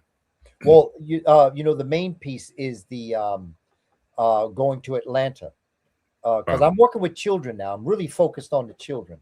Yes, sir. And I've been reaching out to the community in terms of Cash App if they're interested in supporting my work, because I'm going places now where some of our community members just don't have the financial background to be able to support. And so when I come into town, I want to be able to go to people and be able to do presentations where I can be with them. And JB's record is one of the places that I'm going to, that, JB has extended a courtesy to us for years now, that whenever I go to Atlanta, I always speak at his place. And I'll be there. But see, the finances that I'm collecting allows me to get to Atlanta. Because there's a young group of people that Heru works with, my son, in Seattle, that are going on a HBCU tour. And so they'll be going to Atlanta. We'll be visiting Morehouse and Clark and Spelman. Then we're going to take a 2-hour drive over to Alabama, Tuskegee, and we're going to do something there. And again, I will have no fee for what I'm doing. My airfare will come through the support that I get from the community. They have been kind enough to share monies with me that have allowed me to be able to make my plans, to stay in a hotel, expenses, everything. So I thank the community for their support. But that's what I want to do now. I want to go places that are not just people who have the finances to get me. I'll keep doing that. Yes. But while there, I want to go places where there is no charge. I believe that brother has a charge for this activity because of his space, the JB's Record Lounge. But the idea now for the work that we're doing, my brother, is that we'll be going to Washington, D.C. to another HBCU tour. This is with a group that I teach, Mastermind University. I've been teaching there. This summer will be a full year. I started last summer. I taught all year this year. And I'm going to teach a course this summer, and we're going to cap it all off by going to Washington, D.C. They'll be doing a tour to Howard University, Morgan State, and so we'll be supporting them there also. And again, the the fees for everything that will happen will come through me. Okay. Sure. Because I really believe now that we have to reach, because there are so many gifted people who want the knowledge, but may not have the wherewithal right now. So we're extending ourselves. So whatever Cash App I may receive goes into my travels. And right now, the travels are for this summer, from going to Washington, D.C., to Atlanta, to Alabama. And we'll be able to do that. That's where the finances will come. And to the community, it will be filmed. And so you'll see it. I did a Juneteenth the other day where there was no charge. That's up on my Instagram page, Kaba Kamene. So you'll see me talking to the group in Newark, New Jersey. But this is where we have to be now. If we are who we say we are, we've got to begin to build a way in which we reach our people wherever they may be in their station of life. So that if anyone would like to support the work that we're doing, that was my Cash App. And that will take me into the fall and the winter months, because right now the summer is there. Now what I'm doing is I'm collecting things that will allow me to work with the community in the spring, not the spring, the fall and the winter months. And again, Mastermind University, I'll be teaching again. And it's a virtual academy. So if you're interested in your children being a part of it, I'll have the poster up on my site where you can enroll your children in the virtual class, because we have people from all around the world. We got a brother that's from South Africa. That he's part of the program. That's what's up. Yeah, man. That's dope. So that's what we're doing now. This is how I'd like to spend the rest of my life. Sure. Putting in place what it is that we say we need. Yes. And we need it. Yes, man, we do. Expeditiously. Yes, we do. Yeah. Yes, we do. Oh, yeah. Yeah. And I'm used to always say Africans never said I am my brother and sister's keeper. They just kept them. I don't tell people I got your back. I just got your back. I know that's right. I love it. Yeah. It's there's so much work. It's funny. It reminds me of the saying, the more I learn, there's so much more I learn is, that there is to learn. It's just like this. It's so much work to be done.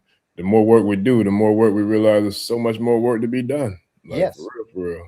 Yeah. But the brother, I went to a reception for Paulo Freire, the great Brazilian teacher. He wrote a book called Pedagogy of the Oppressed. And we had a reception for him at Schaumburg Library. And I remember he said, Don Smith, a great educator, asked him, they have arrested you. They have done a lot of horrible things to you throughout your life, working with the Brazilian poor people. And last night they had a birthday party for you. You turned 77.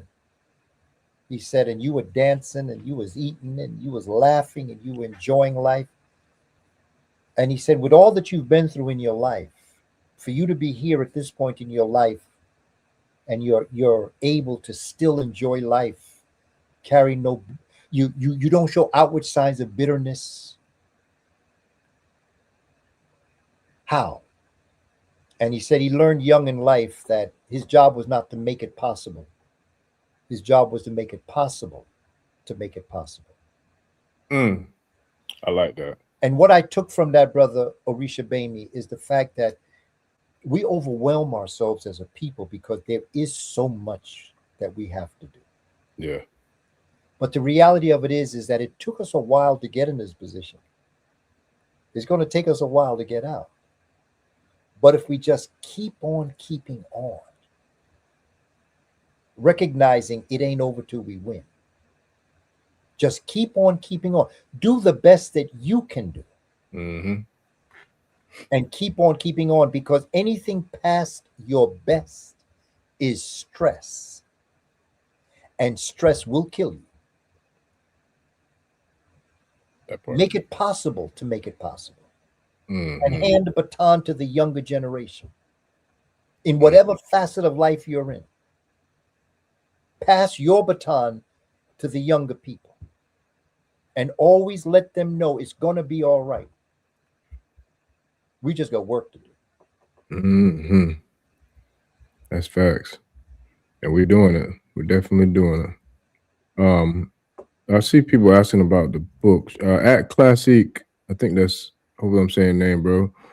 Which book were you talking about? Because we mentioned several, but I know one of the main ones we talked about was Spirituality Before Religions. But we mentioned all of Professor Kaba's books, and then we also mentioned the what was the name by Dr. J. Lucas Olumide? What was the name of the book? The Religion of the Yorubas. The Religion of the The Religion of the Yorubas. Okay. Yeah, I think maybe that might be the one that he was talking about. If not, it'll definitely be in the upload or the replay in the comments of the I put the transcriptions in there too, Brother Classic. But yeah, I think that was it. You got time for one more question, Professor Kaba? Sure, brother. There was one that I had started, but I don't know how I didn't see it earlier. But I thought this one was a good one too. So Brother Obadiah Paisley 8016 says, do you think data centers are transhumanism control centers and all this metal that they're spraying with the chemtrails, that they're spraying out there, polluting and mucking up the air? Well, they have no respect for nature. Facts. But each and every one of us is a data center. That part. See, AI to me is ancestral intelligence. I'm writing a curriculum as we speak on ancestral intelligence. I'm writing another one on solar power also, because solar power is the future wealth of the planet. If we were into solar power, all this discussion we're talking about right now as it relates to the wars that are going on, they wouldn't exist because of the nature of the fact solar power is free. And so ancestral intelligence is what artificial intelligence is attempting to be. These data centers, okay, very dangerous in terms of the water that they take up, what they do to the communities where they go in, because there's so much energy that they draw from. But there's another reality is that if we eat properly, if we think properly, if we act properly, there is no power greater than us. Facts. As individuals now. Yeah. Together. Yeah.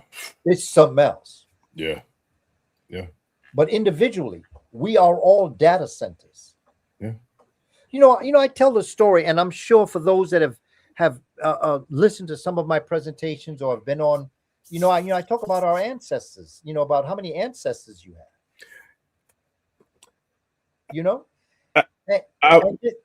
Please, brother. What were you gonna say? I'm gonna take a picture. I'm about to text it to you because I promise you that was gonna probably be my very last on my notes. I love when you break that down. I'm like, you know what? I don't know if he broke that down on here before. Let me see if I might can get in it with that. But I promise you, I got that in my notes to see if that could be the last thing that I got asked tonight. You see, you ask yourself. People talk about ancestors, and the question is, well, how many ancestors? Well, you have 2 parents, you have 4 grandparents, you have 8 great-grandparents. Okay, and every one of those is a generation. You're a generation as a child. Your parents are a generation. Your grandparents are a generation, and your great-grandparents are a generation. And I'm going to give you a mathematical formula to figure out how many ancestors you have.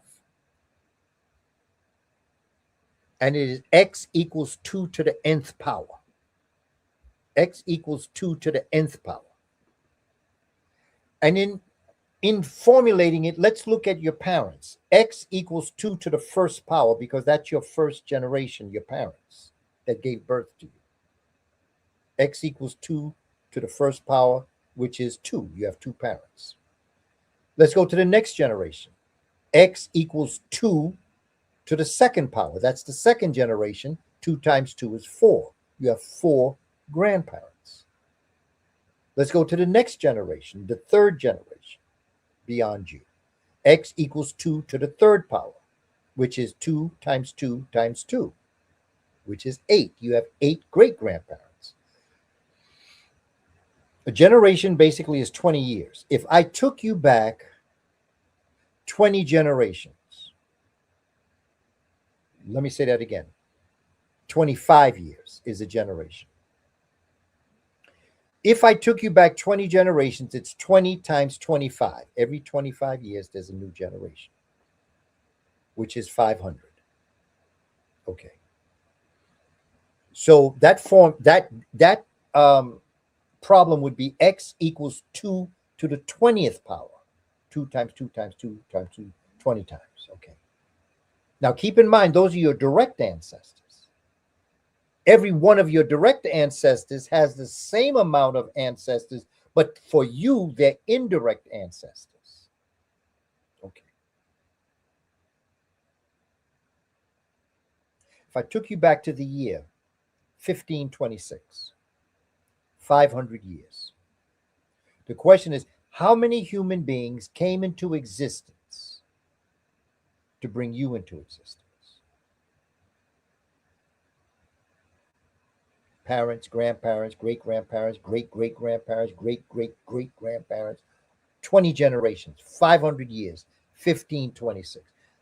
When you think of your ancestral intelligence, when you think of the human beings that dwell within you, each and every one of you and me, how many? When you do the math of your direct and indirect ancestors, you have 1,048,576 human beings came into existence to bring you into existence.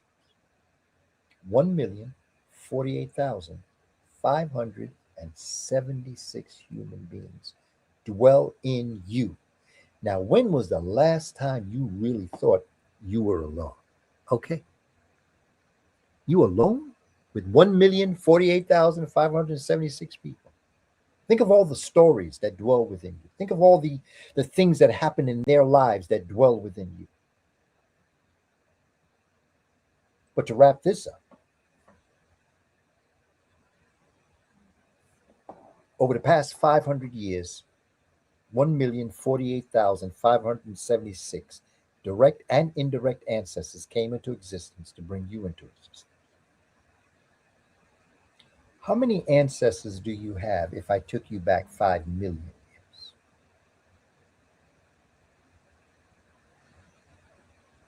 Think about that. Ancestral intelligence, that's your data center. When you need to tap into knowledge and wisdom, artificial intelligence is here. It ain't going anywhere. It's here. It's here. But the real question is, do you tap into your ancestral intelligence? You can get on the computer and do artificial. But what about your ancestral intelligence? They have a collection of knowledge and wisdom that goes back trillions of years.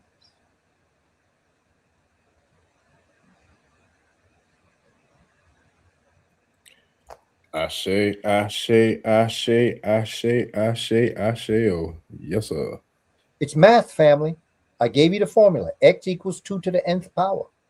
You could work it out. Mm-hmm. This is not emotional. Mm-mm. You have 2 parents, 4 grandparents, 8 great-grandparents. Ashe. Oh, my bad. Go ahead. No, I was saying celebrate them. Oh yeah, absolutely. Absolutely. Matter of fact, we're having a private community call Saturday, teaching people how to honor the ancestors and, you know, how to create altars and shrines and ancestral veneration and all that good stuff. So I'll be sharing that probably Friday, family, once I lock the time in. But we definitely look forward to getting that popping with, you know, sharing how to connect with the ancestors. And speaking of which, the time went by so fast, man. I really wanted to share some footage of the show that we did, the tribute to Malcolm for his birthday last year, but then also the tribute that you did at his gravesite, the one when you were speaking in the Medina chair. Okay. I really wanted to share that. That time just went by so fast, I didn't get a chance to prepare it properly. I didn't want to rush to throw it together, so I was like, you know what, I'm going to catch it for next year. But as always, man, the tribe, you did what you do and burn it down for the tribe. So I definitely appreciate you. Brother Classic, appreciate you for the Super Chat family. He wanted to know about the book by the brother that was Brazilian. The Brazilian brother you was just sharing just now. Did he have a book out too? Pedagogy of the Oppressed. How do you spell that, Professor Kaba? PEDAGOGY. Pedagogy, which education. Okay, and it's pedagogy of, what was it again? The Oppressed. OPPRESSED. And then what was the author's name? Paulo, PAOLO, Paulo Freire, FREIRE.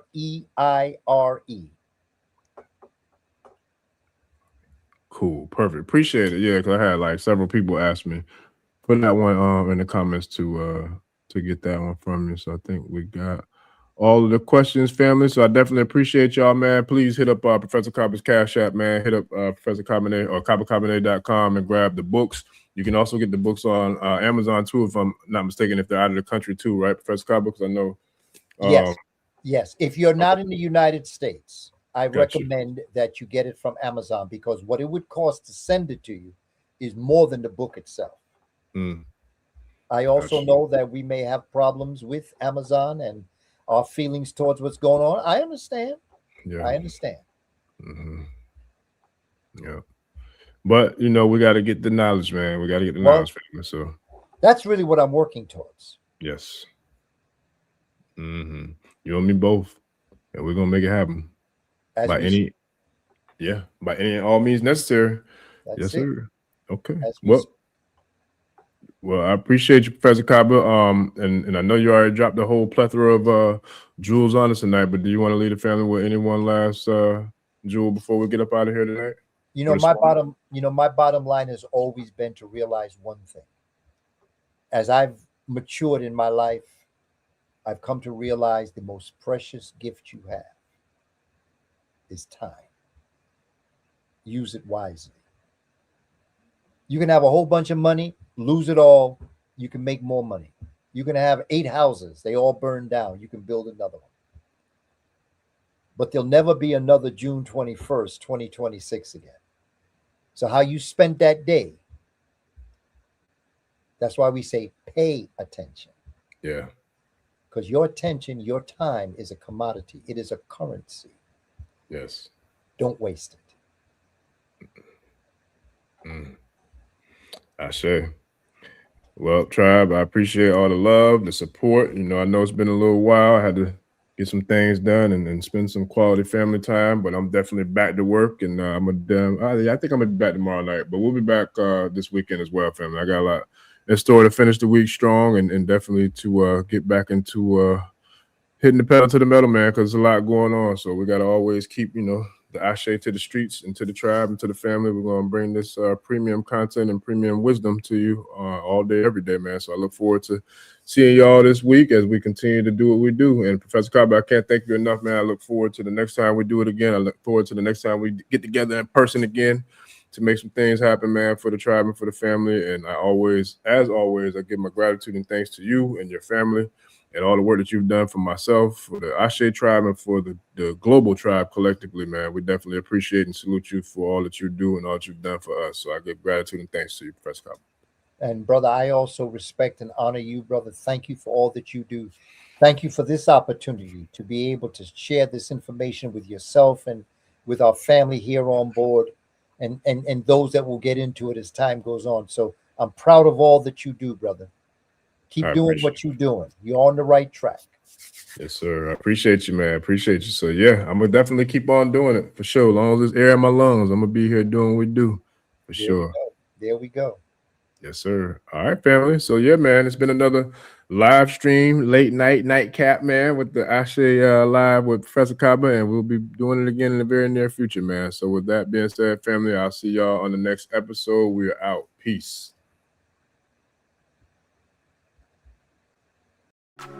ẹni tó gbàgbé ilé sàpò ìyàgbọ́ tẹ́ǹtì ẹni takísà ní tàtàn ò bá padà sílé anítìjàkọ ẹja lọ pé eégún mo sí ẹni gbẹ́rẹ́ ìpàkọ́ forsake not your ancestors and praise your